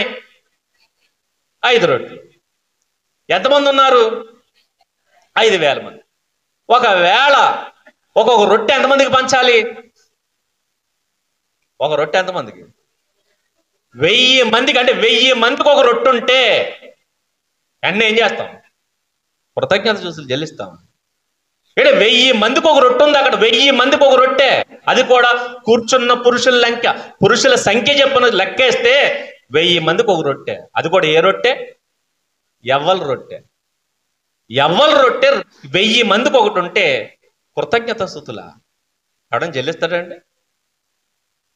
మన ఇంట్లో ఒక్కరికే భోజనం ఉంది, 100 మంది వచ్చేసారు భోజనానికి. వెంటనే ప్రభువా నీ కృపను బట్టి భోజనం ఒక్కరికి ఉంది అని కృతజ్ఞత చెల్లిస్తాం. ఎప్పుడు చెల్లిస్తాం? ఆ 100 మందికి సరిపడినంత ఆహారం మన దగ్గర ఉంటే అప్పుడు చెల్లిస్తాం. తినేసిన తర్వాత చెప్తాం. 1000 మందికి ఒక రొట్టె ఉంటే కృతజ్ఞత ఏంటి? లేదు కదా, ఇక్కడ లేమి కదా, ఇది లేమి కదా. ఆ లేమిలో ఆయన చెల్లిస్తున్నాడు. ఏం చెల్లిస్తున్నాడు? ప్రభువా 5 రొట్టెలు ఉంచావు తండ్రి, అక్కడ 5 రొట్టెలు నా చేతికి వచ్చేటట్టు చేశావు. 5 రొట్టెలు ఒక చిన్నవాడు ముందుకు వచ్చి ఇచ్చేటట్టు చేశావు. కృతజ్ఞత చెల్లిస్తున్నాడు. కృతజ్ఞత చెల్లిస్తున్నాడట. ఇప్పుడు నేను అడుగుతున్నా, కృతజ్ఞత ఎలా చెల్లించాలి? ఎలా చెల్లించాలి? కొంతమంది ఉంటారండి, ఆవిడ వయసే సుమారు ఒక 70 సంవత్సరాలు ఉంటుంది, నడుస్తూ వచ్చి అంటది, బాబా మోకాలు నొప్పులు అయ్యగా, ఏం చేయండి? ప్రార్థన చేయి. నీకు మోకాళ్ళే నొప్పులేమో, మాకు ఒళ్ళంతా నొప్పులే, తెలుసా నీకు? మళ్ళీ పైగా ఎందుకు ఈ మధ్యకాలంలో దేవుడు ఈ నొప్పులు తగ్గించట్లేదు? ఏ నొప్పుల కోసం బాధపడుతున్నావు నువ్వు? ఈ నొప్పులు తగ్గితే మళ్ళీ ఏ దిక్కుమాల వాగ్దానాలు. ఏంటి ఆ వాగ్దానం? ఈ నొప్పులు తగ్గితే గుడికి అట్టుపొళ్ళు గెలుస్తాను, కేక్ ఇస్తాను. మిమ్మల్ని ఏం చేయాలి చెప్పండి?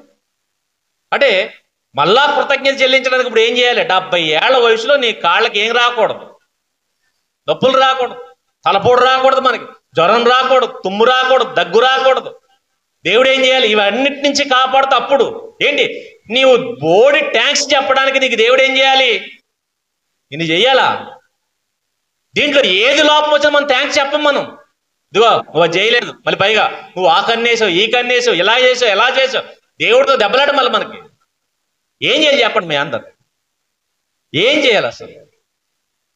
ప్రభువు జీవితం మీరు గమనించండి. ఆయన నేర్పిస్తున్న విధానం ఏంటి తెలుసా? 1000 మందికి ఒక రొట్టె ఉంటే ఆ రొట్టెలు పట్టుకుని కృతజ్ఞత ఆస్తులు చెల్లిస్తున్నాడు. ఆ రొట్టెలు పట్టుకొని ఎంత ఇచ్చావు చాలు. మీరు ఎప్పుడు గమనించండి, దేవుడు ఎప్పుడు సంతోషిస్తాడు తెలుసా? నీకు పిడికెడు మెతుకులు ఇచ్చిన పిడికెడు మెతుకులను బట్టి కృతజ్ఞతాస్తులు చెల్లించాలి. దేవా, ఈరోజు కనీసం ఒక పిడికెడు మెతుకులన్నా నాకు ఇచ్చావు. కానీ మనకు అలా ఉండదు.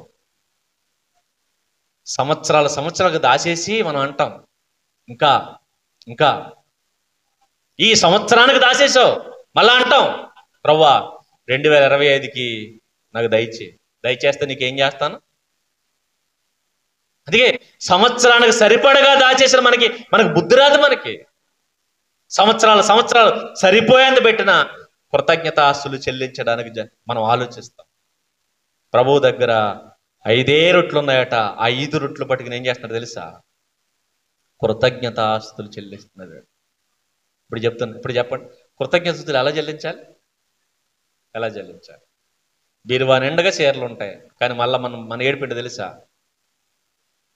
ఈ సంవత్సరం, కొత్త సంవత్సరానికి 31గా జనవరి 1కి నా జీవితంలో కొత్త చీర లేదు అని ఏడుస్తారు చాలా మంది.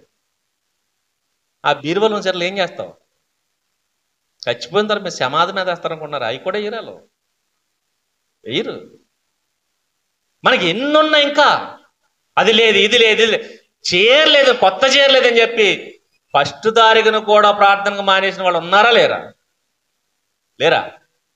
ఎంక్వైరీ చేయండి. అది లేదు, ఇది లేదు, ఇంకేం అక్కర్లా. కాదు, అర్థమైంది తెలుసా?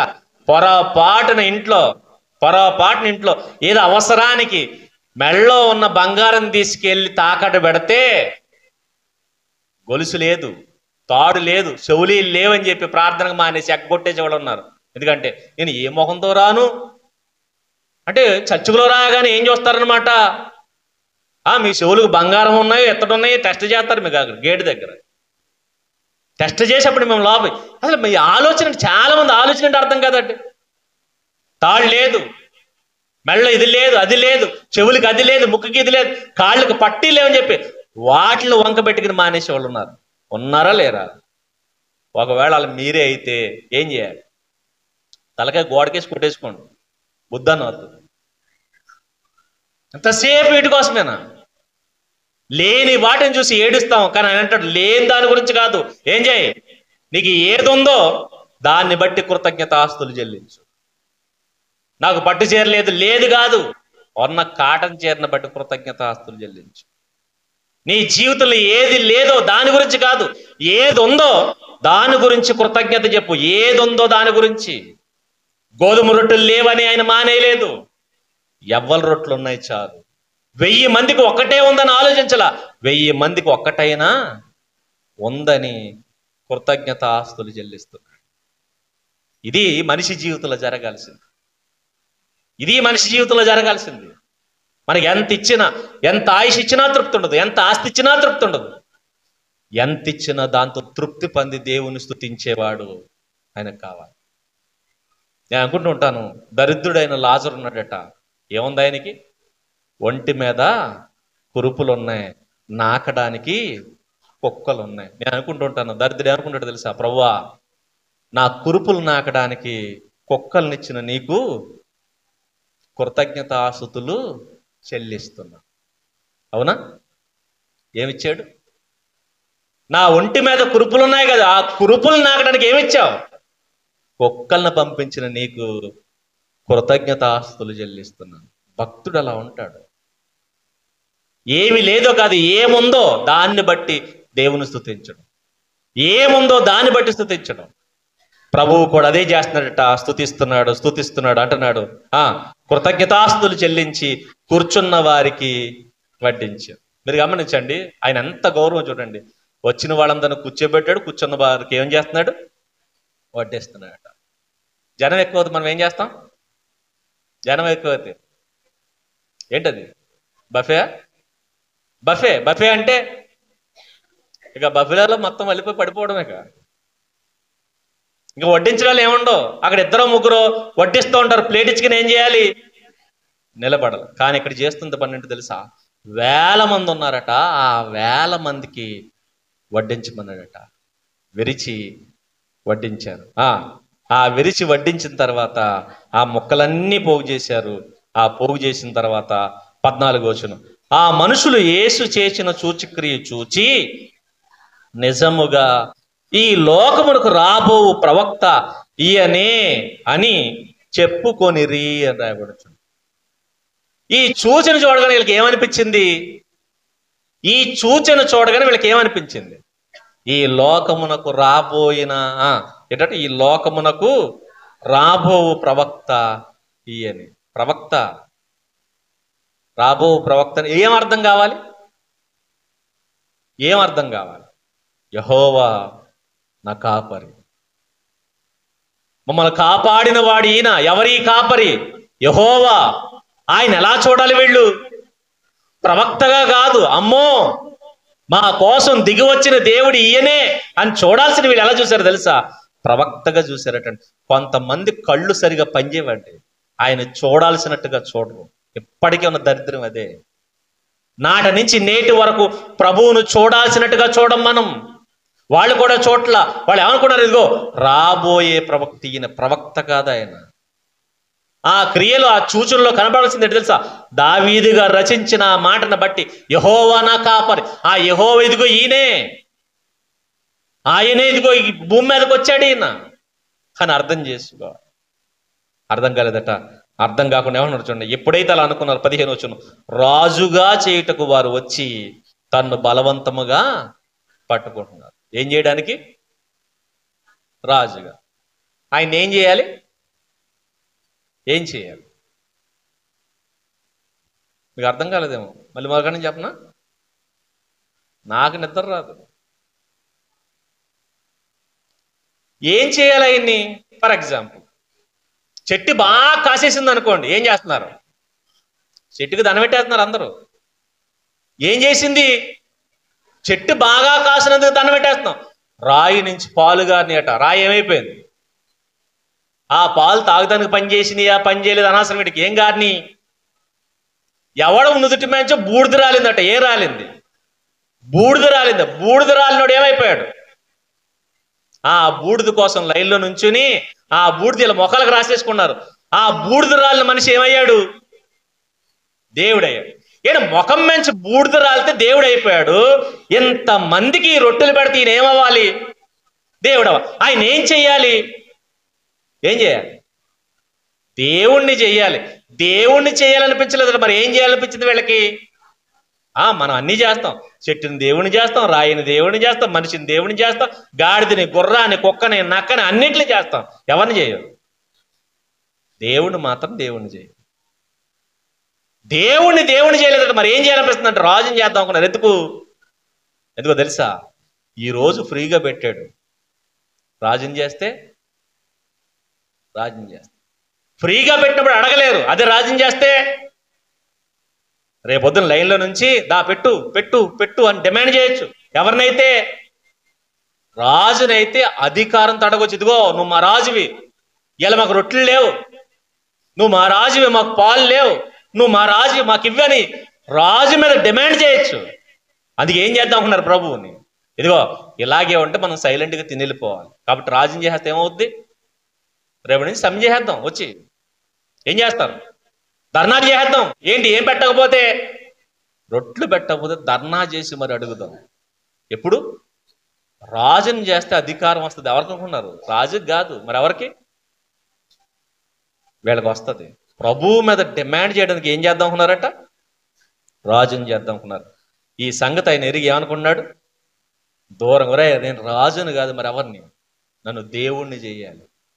వెళ్ళిపోయాడు ఆయన దూరంగా. వీళ్ళు ఎవరికి దొరకకుండా వెళ్ళిపోయాడు. 16వ వచనం చూడండి, తొందరగా ముగించుకుందాం. సాయంకాలం అయినప్పుడు ఆయన శిష్యులు సముద్రం వద్దకు వెళ్ళి ధోని ఎక్కి సముద్రపు అద్దరిని కపెర్నహూముకు పోవచ్చుండదు. ఎక్కడి నుంచి ఎక్కడికి వచ్చారు? తిబెరియా నుంచి బెత్సయిదాకు వచ్చారు. బెత్సయిదా నుంచి ఎక్కడికి వెళ్తున్నారట? కపెర్నహూముకు వెళ్ళిపోతున్నారు. మళ్ళా ఎక్కడి నుంచి వచ్చారు? తిబెరియా నుంచి వచ్చారు. ఎక్కడికి వచ్చారు? బెత్సయిదా వచ్చారు. బెత్సయిదా నుంచి ప్రయాణం ఎక్కడికి? ఇలా చెప్పాను కదండి మీకు ఎగ్జాంపుల్. తిబెరియా అంటే ఎక్కడి నుంచి ఎక్కడికి వెళ్ళినట్టు? ఆ కిటికీకి, ఆ చివరి కిటికీకి. కపెర్నహూం అంటే ఆ కిటికీ దగ్గర నుంచి ఈ గోడ కింద, ఈ గోడకున్న కిటికీ దాకా ఉంటుంది. అంటే ఇలా వెళ్ళి అలా రావాలన్నమాట. 7 అంకె ఉంటుంది చూసారు, అలా ఈ 7 అంకె ప్రయాణం వాళ్ళది. కింద నుంచి ఇలా వెళ్ళి అలా రావడం. బెత్సయిదాలో ఈ అద్భుతం జరిగింది. ఇప్పుడు ఎక్కడికి వస్తున్నాడు ఆయన? కపెర్నహూముకు శిష్యులను పంపేస్తున్నాడు, మీరు వెళ్ళి శిష్యులు వెళ్ళిపోమన్నాడు. అంతలో చీకటి ఆయన గాని యేసు వారి వద్దకు ఇంకా రాలేదు. చీకటి అయిపోయిందట, యేసుక్రీస్తు ప్రభువు రాలేదు. అప్పుడు పెద్ద గాలి విసరగా సముద్రము పొంగుచుండెను రాయబడుచుండు. ఏం జరుగుతుంది? సముద్రం పొంగుతుంది. ఇది ఎందుకు జరిగిందో మనం చూడగలిగితే కీర్తన గ్రంథం 107వ కీర్తన 24వ వచనం నుంచి రాయబడుతున్నటువంటి మాటలు చూడండి. కీర్తన గ్రంథం 107వ కీర్తన 24వ వచనం. యెహోవా కార్యములను, సముద్రములో ఆయన చేయి అద్భుతములను చూచిరి అన్నాడు. చూడండి, ఇది యేసుక్రీస్తు ప్రభుల వారి గురించిన ప్రవచనం. ఇంకా చెప్పాలంటే కీర్తనాకారుడు దేవుని కార్యాలు మీరు చూశారు కదా సముద్రంలో, మీరు ఆల్రెడీ చూశారు. ఎందుకంటే ఇశ్రాయేలు చూశారు. ఎర్ర సముద్రం ఏమైపోయింది? పాయలైపోయింది. యోర్దాన్ నది ఏమైపోయింది? 2 పాయలైపోయింది. చాలాసార్లు నదులు పాయలైపోయినాయి, సముద్రం పాయలైపోయింది. ఇవే కాదు, ఇంకా బలమైన కార్యాలు చూస్తారు మీరు. ఒకవేళ దేవుడు చేసిన కార్యాలు ఇవే అనుకుంటున్నారేమో, భవిష్యత్తు కాలంలో ఎంతకంటే అద్భుతాలు చూస్తారు మీరు అని రాబోతున్న కాలంలో దేవుడు చేస్తున్నటువంటి కార్యాల గురించి ముందే రాస్తున్నటువంటి మాటలు. ఆ మాటలు బట్టి ఏమన్నాడు చూడండి. యెహోవా కార్యములను, సముద్రంలో ఆయన చేయి అద్భుతములను చూసిరి. ఆయన సెలవీయగా తుఫాను పుట్టిందట. సముద్రం మీద వెళ్తుంది ఎవరు? గలిలయ సముద్రంలో శిష్యులే కదా. ప్రభు వెళ్ళలేదు, శిష్యులు ప్రయాణం చేస్తున్నారు. శిష్యులు ప్రయాణం చేస్తున్నప్పుడు తుఫాను వచ్చింది. ఎందుకు వచ్చింది తుఫాను? తుఫాను ఎందుకు వచ్చింది అర్థమవుతుందా? కేర్ఫుల్గా వినండి, ముగించేస్తాను. చాలా జాగ్రత్తగా వినండి, కొన్ని ప్రాముఖ్యమైన సంగతులు చెప్పి ముగిస్తాను. ఇప్పుడు మీరు గమనిస్తే వెళుతుంది శిష్యులు, సామాన్యులు కాదు, భక్తిహీనులు కాదు. దేవుని కోసం సమస్తం విడిచిపెట్టి దేవుని కోసం బతుకుతున్నటువంటి, క్రీస్తు కోసం బతుకుతున్నటువంటి శిష్యులు వీళ్ళందరూ. ఆ శిష్యులు వెళ్తున్నారట. శిష్యులు వెళ్తున్నప్పుడు తుఫాను వచ్చిందట. ఎవరు రప్పించారు? ఆయన సెలవీయగా తుఫాను వచ్చింది. ఎందుకు వచ్చింది? ఎందుకు వచ్చింది చెప్పండి. కొన్నిసార్లు మనకు కూడా తుఫాన్లు వస్తాయి. మామూలు తుఫాన్లు కాదు, మళ్ళీ ఓడగొట్టేసే తుఫాన్లు వస్తాయి. శిష్యుల మీదకే తుఫాన్ వచ్చింది. శిష్యుల మీదకే తుఫాన్ వచ్చింది. ఎందుకు వచ్చింది? మీరు అనుకోవచ్చు, నేను విశ్వాసిని, నేను బ్యాప్టిజం తీసుకున్నాను, నేను ప్రార్థనాపరురాల్ని, నేను పాటలు పాడతాను, నేను దేవుల్లో బలంగా ఉంటానంటే ఉంటే ఉండొచ్చు. కానీ నీ జీవితంలో కూడా చాలా తుఫాన్లు వస్తాయి. ఎందుకు వస్తున్నాయి? దేవుడు సెలవిచ్చి తుఫాన్లు ఎందుకు రప్పిస్తున్నాడు? శిష్యుల మీదకు తుఫాన్ ఎందుకు పంపించాడంటే పంపిస్తాడు ఆయన. ఎందుకంటే ఈ శిష్యులు సరిగా లేరు. ఆ శిష్యుల ప్రవక్తన ఆయనకు నచ్చలేదు, అందుకు తుఫాన్. ఎందుకు నచ్చలేదంటే మరలా చెప్తున్నాను, శిష్యులు ఎందుకు వచ్చారు అక్కడికి? రెస్ట్ తీసుకోవడం. రెస్ట్ తీసుకోవడం శిష్యులు వస్తే ఈయన ఏం చేశాడు? వాక్యం బోధించాడు. రెస్ట్ తీసుకొని ఇవ్వలేదు. పైగా మరలా అడుగుతున్నా, శిష్యులు ఆల్రెడీ ఏం చేసి వచ్చారు? నడిచి నడిచి నడిచి నడిచి పాదాలు పగిలిపోయేటట్టుగా తిరిగి సువార్త చేసి వచ్చారు. రెస్ట్ ఇస్తానని చెప్పి రెస్ట్ అవ్వకుండా ఏం చేశాడు? వాక్యం ప్రకటించాడు. పోనీ ఆయన వాక్యం ప్రకటించడం చెప్పి వీళ్ళు కూర్చున్నారు అనుకుందాం. తర్వాతట ఆ 5 రొట్లు విరిచి ఏం చేయమన్నాడు? 5,000 మందికి పంచాలని చెప్పాడు కదా. ఎవరు పంచారు? ఎవరు పంచాలి? శిష్యులే పంచాలి. 5,000 మందికి పంచడం అనేది చిన్న విషయమా? ఎలా ఉంటుంది చెప్పండి. మనకు కూడా భోజనాలు జరుగుతాయి కదా, ఆ రోజు ఎలా ఉంటుంది?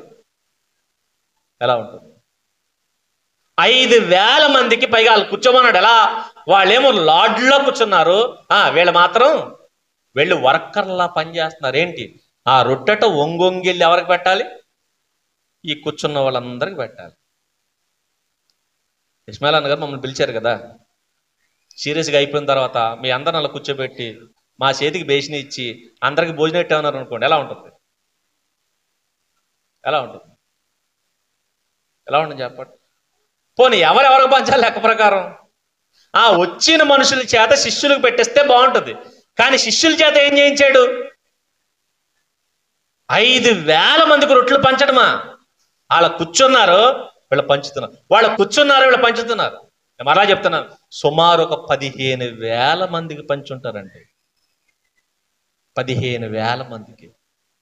ఆ 15,000 మందికి రొట్టెలు పంచడం అంటే ఎలా ఉంటుంది? పైగా వాళ్ళు కూర్చుంటున్నారు, వీడెళ్ళి పంచుతున్నారు. ఇప్పుడు ఎలా ఉంటుంది? మండిపోయింది శిష్యులకి. రెస్ట్ అన్నావా? వచ్చి ఏం చేసావు? రెస్టు లేదు, ఏమీ లేదు. పైగా వీళ్ళందరూ కూర్చోబెట్టి వాళ్ళని పంపేమన్నారు. వీళ్ళు మిగిలిన సువార్తలు మీరు ఉంటుంది, జాగ్రత్తగా గమనించుకోండి, అయితే చదువుకోండి. వెళ్ళిన తర్వాత మత్తయిలోను, మార్కులోను, లోకాలో కూడా ఉంటుంది ఈ సందర్భం. ప్రాముఖ్యమైన సందర్భం కాబట్టి అన్నింటిలో రాశారు. వీళ్ళు పంచారట. వాళ్ళు ఎంత అలసిపోయినారు మీరు గమనించండి. అలిసిపోయిన వీళ్ళ చేత పని చేయించాడు. పని చేస్తే ఎలా ఉంటుంది మీరు ఎప్పుడు గమనించండి. ఏ కార్యక్రమం లేకపోతే మన కోపాలు రావు. కోపాలు ఎప్పుడు వస్తాయి? కార్యక్రమాలు జరుగుతుంటే కోపాలు వచ్చేస్తాయి. అందుకే మీలో చాలా మంది ఉంటారు, ఈ కార్యక్రమాల్లో మీరు కొట్టేసుకుని ఎక్కడ మానేస్తారు?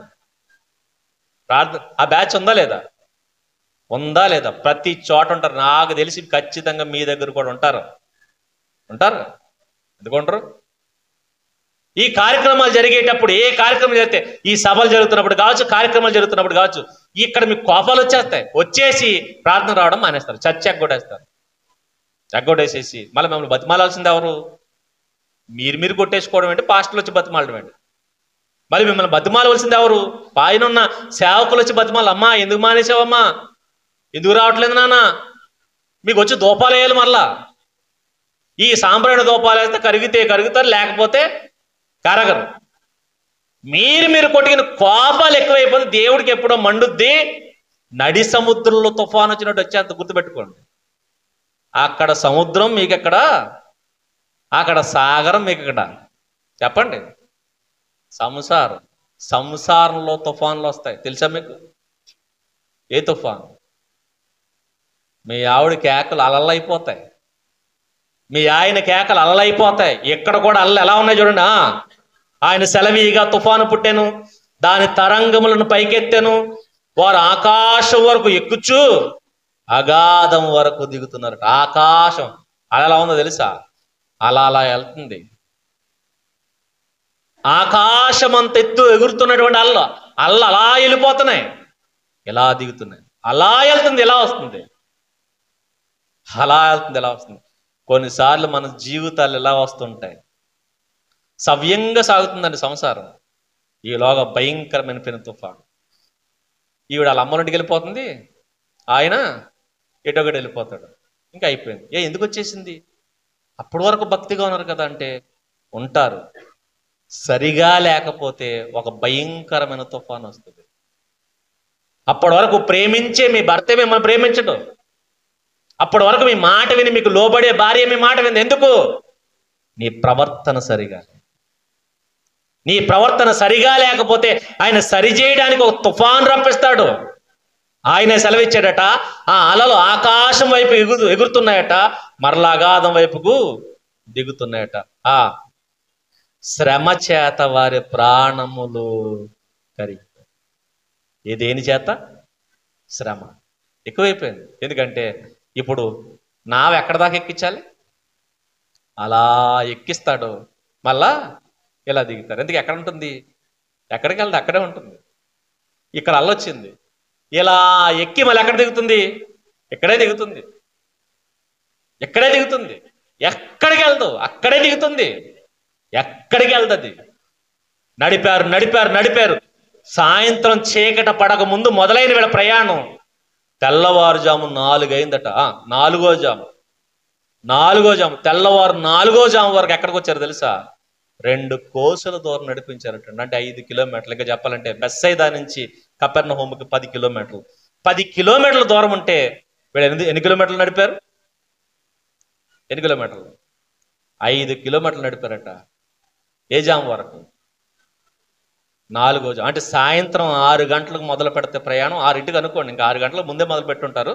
6 గంటలకు మొదలు పెడితే 4వ జాము అంటే ఏ జాము? తెల్లవారుజాము తెల్లవారు 3 గంటలు అనుకోవచ్చు, 3 గంటలు. ఆ 3 గంటల వరకు ప్రయాణం చేస్తానున్నారు కానీ ఒడ్డుకు మాత్రం చేరలేదు. వాళ్ళ ప్రాణాలు ఏమైపోయింది? శ్రమ చేత వారి ప్రాణము కరిగిపోయాను. మత్తులైన వారి వలె వారు ముందుకు వెనక్కు దొర్లుచు ఇటు అటు తూలుచుండిరి, వారు ఇటు తోచక ఉండేరి.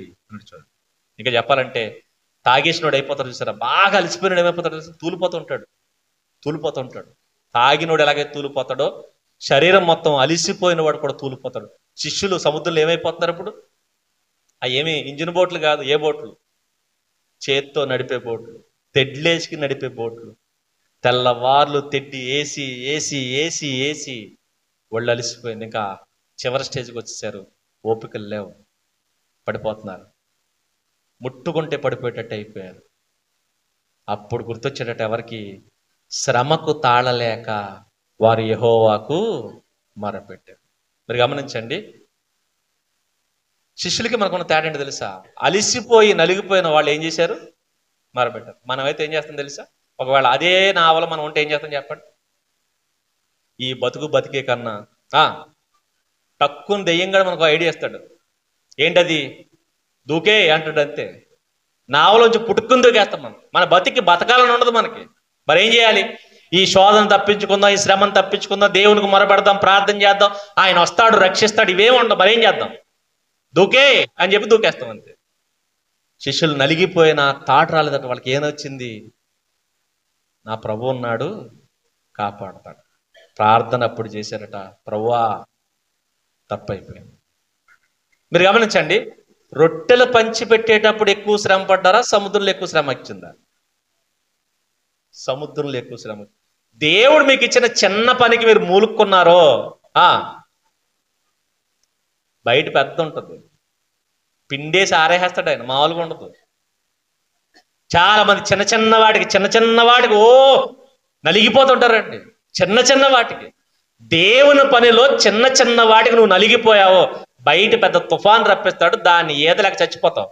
గుర్తుపెట్టుకో, దాన్ని ఈదలేక మనం దొల్లేయాలి. అందుకే దేవుని పనులు ఏం చేయండి? నలిగిపోకండి, ఇబ్బంది పడిపోకండి, పనిని ఆనందంగా చేయండి. ఇంకా చెప్పాలంటే ఆయన మనతో ఉంటే ఎంత శ్రమ అయినా ఎలా ఉంటుంది తెలుసా?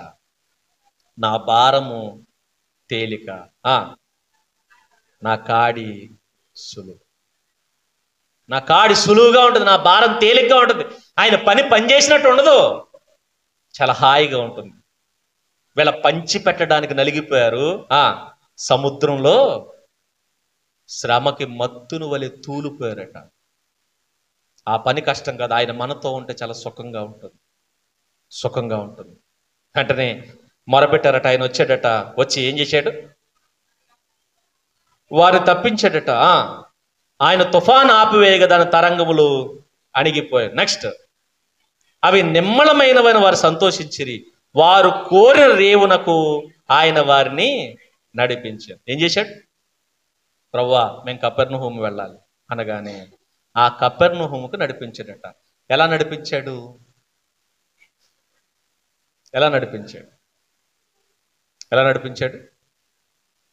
ఎలా నడిపించాడో రాయబడుతున్న మాట చూద్దాం. యోహాను సువార్త చూడమాట ఎంత అద్భుతంగా ఉంటుంది. దేవుడు మనతో ఉంటే, ఆయన మనల్ని నడిపిస్తే అది ఎలా ఉంటుందో మీరు చూడగలిగితే, యోహాను సువార్త 6వ అధ్యాయం 18వ వచనం.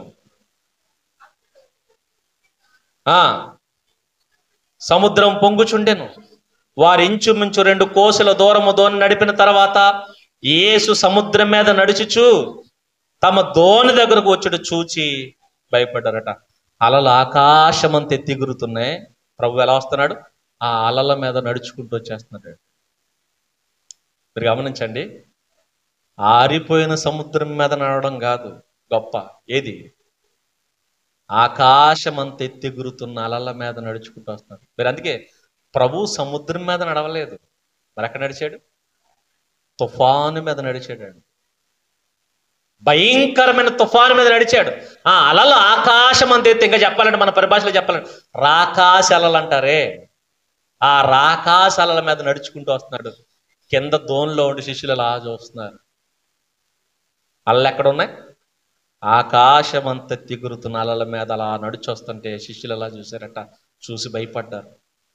భయపడి భూతం అనుకున్నారట ఫస్ట్. అప్పుడు ఆయన అంటున్నాడు, భయపడకండి, నేనే అన్నట్టు. చూడు, ఎవడో సన్నాసి అంటున్నాడు, యేసుక్రీస్తు ప్రభువు సముద్రం నడిచాడని దేవుడు అంటే ఇడు అంటాడు. సముద్రం అంటే మంచి గడ్డ కట్టేసిందట. ఆ గడ్డల మీద ప్రభువు నడిచి వచ్చేసాడట.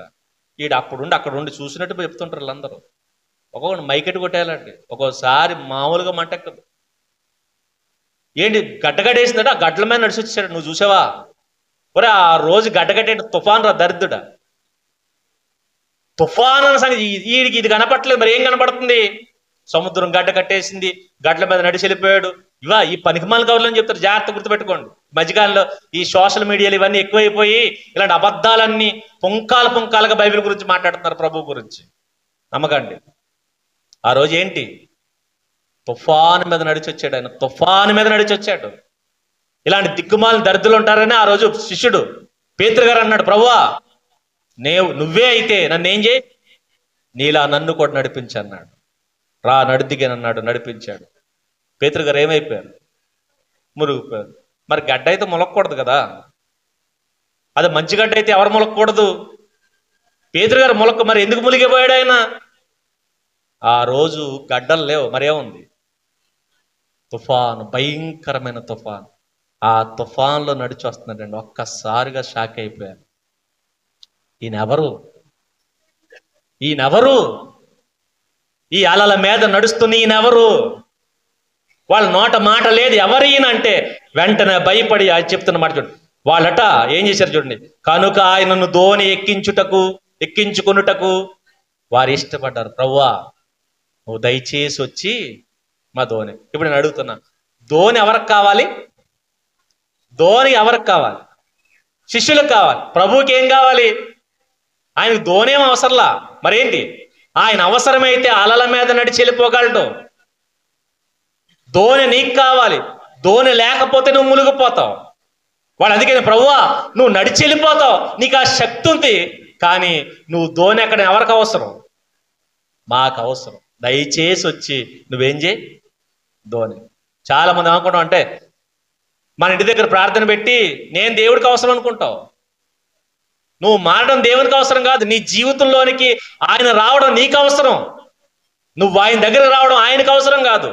ఎవరెవరి దగ్గర రావడం ఎవరికి అవసరం? నీకు అవసరం. నీ జీవితంలోనికి ప్రభువు రావడం నీకు అవసరం. నీలోనికి ప్రవేశించడం ప్రభువుకి అవసరం లేదు, నీకు అవసరం. ప్రభువు ప్రవేశం నీకు అవసరం. అందుకే ఆయన తలుపు తడుతున్నాడట ఇంటి దగ్గర ఉండి. తలుపు తీయడం ఎవరికి అవసరం? మనకు అవసరం. ప్రభువా నువ్వు మా లోపలికి రా, మాతో ఉండు, మమ్మల్ని బ్రతికించని చెప్పి మొరపెట్టాల్సింది మనకు అవసరం ఆయన ప్రవేశం. వచ్చి వెంటనే మాట్లాడుతుంటాం, దోణి ఎక్కించుకున్నటకు వారు ఇష్టపడరు. నువ్వు నడిచి వెళ్ళిపోతావు, నువ్వు వెళితే మేము బతకలేము, నువ్వు వెళ్ళిపోగలవు, నువ్వు దయచేసి వచ్చి మా దోణెక్కని బతిమాలితే దోణెక్కాడట. దోణెక్కగానే ఏం జరుగుతుంది చూడండి. వారు ఇష్టపడిరి. నెక్స్ట్ వెంటనే అన్నట్టు. వెంటనే అంటే గంట ఆగిన తర్వాత వెంటనే అంటే యేసు క్రీస్తు ప్రభులు వారు కాలు తీసి దోణిలో పెట్టగానే దోణి ఎక్కడుంది? కపెర్నహూములో ఉందట. చిట్టికేసే సమయానికి ఎక్కడుంది? కపెర్నహూము. ఇంకెంత దూరం ఉంది? 5 కిలోమీటర్ల దూరం చిటికేసేలోకి వచ్చేసాడు. 5 కిలోమీటర్ల దూరం తెల్లవారు 4వ జాము వరకు నడిపారు ప్రభువు లేకుండా. మిగిలిన 5 కిలోమీటర్లు చిటుకులో వచ్చేసారు. ఒక సంగతి తెలుసా? ప్రభువు లేకపోతే మీ జీవితం ఎలా ఉంటుంది? ప్రభు వస్తే మీ మిగిలిన జీవితం ఎలా అయిపోద్ది? ప్రభువు లేకపోతే మనం అనుకుంటుంటాం, అయ్యే బాబోయ్ ఈ లైఫ్ని లీడ్ చేయలేమనుకుంటాం మనం. మీరు అందుకే గమనించండి, దేవుళ్ళలోనికి రాకముందు మన బతుకంతా గోతులు, గొప్పులు, గొయ్యలు, బాధలు, ఇబ్బందులు. నలిగిపోతున్నావా? ఒక్కసారి దేవుళ్ళలోకి రా, మిగిలిన జీవితం ఎలా ఉంటుందో తెలుసా? హాయిగా నీకు వెళ్ళినట్టు ఉండదు, అలా వెళ్ళిపోద్ది. ప్రభువు లేనప్పుడు నలిగిపోయారట వాళ్ళు. ప్రభువు ఎక్కగానే ఎక్కడున్నారు? 5 కిలోమీటర్ల వెంటనే వచ్చేసారట. షాక్ అయిపోయారు. అప్పటి వరకు తుఫాను మధ్య ఉన్నారు, అప్పటి వరకు అలల మధ్య ఉన్నారు, అప్పటి వరకు గాలుల మధ్య ఉన్నారు. వెంటనే ఎక్కడున్నారు? ఒడ్డునున్నారు. ఒడ్డునున్నారు. ఎక్కగానే ఒడ్డున్నారు. దీన్ని ఏమంటారు? అద్భుతం. నేను మరలా చెప్తున్నా, ఒకవేళ 30 సంవత్సరాలు నీ జీవితం నలిగిపోయిందేమో దేవుడు లేకుండా. ఒక్కసారి బాప్తిసం తీసుకుని మిగిలిన 30 సంవత్సరాలు కనుక అప్పగించు, జీవిత ప్రయాణం ఎలా ఉంటుంది తెలుసా? అలా వెళ్ళిపోతుంది. అప్పటి వరకు దుఃఖంతో నలిగిపోయావేమో, ఒక్కసారి దేవుని ఆహ్వానించు, నీ జీవితం ఎలా ఉంటుందో నీకు తెలుస్తుంది. ప్రభువుని ఆహ్వానించారు, వెంటనే వెళ్ళిపోయిందటండి. ఇది అద్భుతం. ఇది అద్భుతం. ఇంకేం జరుగుతుందో చూడండి. ఆఖరిగా ఇది అద్భుతం. సూచన చూడలేదన్న కదా. ఏం సూచన చూడలేదు వీళ్ళు మాట్లాడుతున్న మాట మీరు చూస్తే 22వ వచనం. మర్నాడు సముద్రపు అద్దారిని నిలిచి ఉన్న జనసమూహం వచ్చి చూడగా అక్కడ చిన్న దోణి తప్ప అక్కడ మరి ఏమీ లేదనియు, యేసు తన శిష్యులతో కూడా దోణి ఎక్కలేదు గాని ఆయన శిష్యులు మాత్రమే వెళ్ళి ఉన్నారని తెలుసుకొనిరి అన్నాడు. చూడండి, అక్కడ ఎన్ని దోణులు ఉన్నాయి? మరా ప్రభు తిబెరియా నుంచి ఎక్కడికి వెళ్ళాడు? బెత్సయిదా వెళ్ళాడు. బెత్సయిదాలో ఎన్ని దోణులు ఉన్నాయి? ఎన్ని ఉన్నాయి? ఒక దోణే ఉంది. ఎన్ని దోణులు? ఒక దోణే ఉంది. బెత్సయిదాలో ఆ దోణి తప్ప ఇంకో దోణి లేదు. ఇప్పుడు ఈ దోణికి శిష్యులు ఎక్కడికి వచ్చేసారు? కపెర్నహూముకి వచ్చేసారు. ప్రభు ఎక్కడ ఉండిపోయాడు? అక్కడే ఉండిపోయాడు, బెత్సయిదాలో ఉండిపోయాడు. ఈ సంగతి గమనించారట. ఏంటి? ఒక దోణే ఉంది, ఆ దోణిలో శిష్యులు తప్ప యేసుక్రీస్తు మాత్రం వెళ్ళలేదంటే ఎక్కడ ఉంటాడు ఈయన? అక్కడే ఉంటాడు. రాత్రి రొట్టెలు తినేశారు కదా బరీగా. తినేసి వీళ్ళందరూ టమ్కేసేసారు ఇంటికి వెళ్ళి. ఏమని? రాత్రి రొట్టెలు పెట్టాడు ఆయన, పేకల దాకా మేము తినేసాం అని చెప్పి రాత్రి టమ్కేసేసారు. తెల్లారి జనమందరూ వచ్చేసారట. మరలా వచ్చేసేసి అనుకుంటున్నారు, రాత్రి ప్రభువు కపెర్నహూముకి వెళ్ళలేదు, రాత్రి ప్రభువు దోనెక్కలేదు, ఇక్కడే ఉన్నాడు. ఇక్కడున్న ప్రభువును మనం ఏం చేద్దాం? పట్టేసుకుందామని చెప్పి నెతికేశారండి. మొత్తం చెట్టు పుట్ట గట్టు అన్నీ నెతికేశారు. బెత్సయిదా మొత్తం నెతికేశారు. కానీ ప్రభు ఎక్కడ దొరకలేదు. ఒడ్డున నిలబడి ఆలోచిస్తున్నారు, ప్రభు ఎక్కడికి వెళ్ళాడు అని. ఈలోగా తిబెరియా నుంచి వాళ్ళు వచ్చినాయట. తిబెరియా నుంచి దోన్లు వచ్చినట్టు. ఏమొచ్చినాయి చూడండి. అయితే ప్రభు కృతజ్ఞతాస్తులు చెల్లించినప్పుడు వారు రొట్టె భుజించిన చోటునకు దగ్గరగానున్న తిబెరియా నుండి వేరే చిన్న దోణులు వచ్చెను. కాబట్టి యేసును ఆయన శిష్యులు అక్కడ లేకపోవడం జనసమూహము చూచినప్పుడు వారు ఆ చిన్న దోణిలెక్కి యేసును వెతుకుతూ కపెర్నహూముకి వచ్చి ప్రభువును కనిపెట్టారు.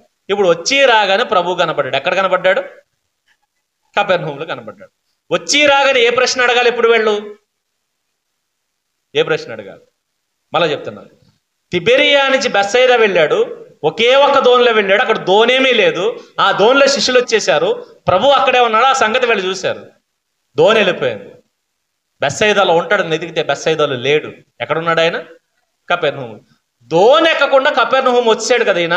వీళ్ళు ఏం అడగాలి వచ్చి? ప్రభువా, దోణి లేదు, ఏమీ లేదు, తెప్పలేదు, ఏమీ లేదు. పైగా రాత్రంతా తుఫాను కదా. రాత్రి తుఫానుకు భయపడి మేము ఎవరి తలుపులు వాళ్ళు వేసుకుని గట్టిగా ముసుగులు తన్ని పడుకున్నాం మేము. నువ్వు దోనెక్కకుండా యువతల పక్కి ఎలా వచ్చావు అని అడగాలి. వీళ్ళ క్వశ్చన్ ఎలా ఉండాలి? రాత్ర బెత్సయిదా నుంచి కపెర్నహూము ఎలా వచ్చావు అని అడగాలి. వీళ్ళు ఏమడుగుతున్నారు? సముద్రపు అద్దారిని ఆయన కనుగొని, బోధకుడా నీవెప్పుడు వచ్చావు, ఎప్పుడు వస్తే నీకెందుకు? ప్రశ్న పనికి మాలిన కాదా? ప్రశ్న చెప్పండి. ప్రశ్న పనికి మాలిన కాదా? ప్రశ్న ఏ ప్రశ్న అడగాలి? రాత్ర నువ్వు ఎలా వచ్చావు అని అడిగితే చెప్తుడండి. రాత్ర తుఫాన్లో నా శిష్యులు సముద్రంలో చిక్కడిపోతే నేను అలల మీద నడుచుకుంటూ వచ్చాను. నేను అలల మీద నడుచుకుంటూ వచ్చాను.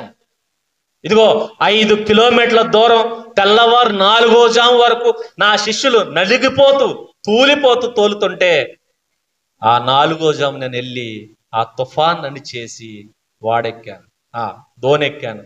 దోనెక్కగానే మరుక్షణం ఎక్కడుంది? కపెర్నహూములో చిటికేసేలోకి వచ్చేసాం. ఇదేంటి చెప్పండి? ఇది అద్భుతం. ఏ ప్రశ్న అడిగితే అద్భుతం చెప్తాడు? ప్రభువా నువ్వు ఎలా వచ్చావంటే అద్భుతం గురించి చెప్తాడు. వాళ్ళు ఏమడిగారు? నువ్వు ఎప్పుడు వచ్చావు? మనకు కొన్నిసార్లు పనికిమాల ప్రశ్నలు అడుగుతాం దేవుని దగ్గర. దేవుని దగ్గరే కాదు, కొన్ని ప్రశ్నలు మనం అడగడానికి తెలియదు మనకి, కొన్ని ప్రశ్నలు అడగడం రాదు మనకి. మీరు గమనించండి, మన ఇస్మాయిల్ అన్న గారికి హెల్త్ బాగోక హాస్పిటల్లో పెట్టారు. నిజంగా అద్భుతం. డాక్టర్లు ఫస్ట్ ఏం చేశారు తెలుసా? 2 చేతులు ఎత్తేసారు. మా వల్ల కాదు, ఎక్కడ తీసుకెళ్ళారు. కాదు మీరు చేయండి, మా దేవుడు ఉన్నాడని చెప్పి నమ్మకంగా అప్పగిస్తే వాళ్ళ ప్రయత్నం చేసి నిజంగా ఏదేదో అయిపోద్ది అనుకున్నాం, కానీ ఏమవలా. డాక్టర్లు ఆశ్చర్యపోతూ చెప్పిన మాటలు తమ్ముడు అబ్రహాం నాకు ఆడియో డాక్టర్ గారు ఆశ్చర్యపోతు, ఇది దేవుని అద్భుతం అని. మీరు గమనించండి, మీరు అడిగేటప్పుడు అన్న ఇది ఎలా జరిగిందని అడిగితే ఆయన చెప్తాడు.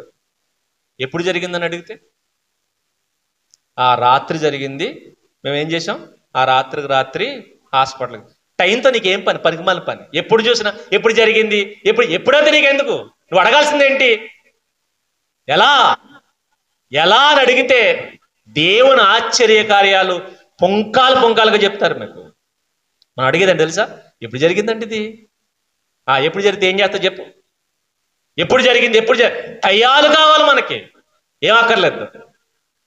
ఎలా జరిగిందో మనకు అక్కర్లేదు. వీళ్ళు కూడా అది అడుగుతున్నారు, ఎప్పుడు జరిగింది, ఎప్పుడు జరిగితే నీకెందుకు? నువ్వు ఎప్పుడు వచ్చావు కదా అడగాల్సింది. ఎలా తెలుసా? ఎలా వచ్చావు ప్రభువా? నువ్వెలా? దేవుడు కూడా మన జీవితాల్లో జరిగించిన కార్యాలు ఎప్పుడు కాదు, మనం ఎప్పుడు ఆలోచించాల్సింది తెలుసా? అసలు ఇది ఎలా జరిగింది, ఇది ఎలా జరిగింది, ఇది జరిగేదేనా, ఇది జరిగేదేనా, అసలు ఇది ఎలా జరిగింది? అప్పుడు కనపడుతుందని ఆశ్చర్య కార్యాలు. ఇది అసాధ్యమైందని ఏం చేశాడు ఆయన? సుసాధ్యం చేశాడు. ఎలా చేశాడు? చిటికేస్తే అయిపోయేటట్టు చేశాడు. టేక్ ఇట్ ఈజీ అయిపోయిందండి. ఎంత కంగారు పడ్డాం అంటే ఆ టైంలో అంత కంగారు పడ్డాం. ఓ పక్క షుగర్ ఉంది, ఓ పక్క అది ఉంది, ఇది ఉంది, ఆపరేషన్ చేయడం అవ్వదు, అవన్నీ మేమనుకుంటున్నాం. కాదు, ఎలా జరిగింది తెలుసా? ఆ రోజు ప్రభువు వాడక్కగానే ఆ వాడ ఎలా వచ్చేసిందట? మిగిలిన 5 కిలోమీటర్లు ఎలా వచ్చేసింది. ఆ అన్నయ్య అలా వేసి వచ్చేసాడు. ఎలా? అలా వచ్చాడు అంతే. ఇది ఎలా? స్టంట్ పడ్డదా? లేదు. బైపాస్ ఆపరేషన్ అని చేశారా? లేదు. ఏమీ లేదు. మరి ఎలా జరిగింది?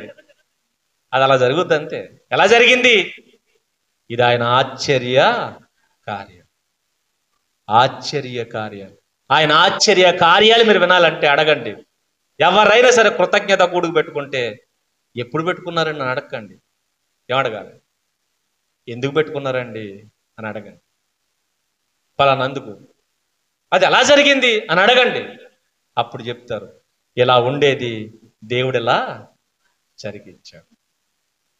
ఎప్పుడైతే ఈ ప్రశ్న అడిగారో ఆయన అంటున్నాడు, రే మీరు సూచనలు చూడట్లేదు, మరి దేని నుంచి వస్తున్నారు?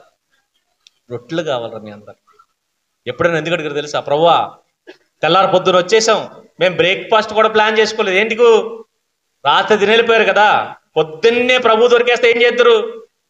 పొద్దున్న టిఫిన్ తినేద్దరు, మధ్యాహ్నం లంచ్ తినేద్దరు, సాయంత్రం అయిపోయింది. నువ్వు ఎప్పుడు వచ్చేసావు? మేము పొద్దున్న ప్లాన్ చేసుకోలేదు.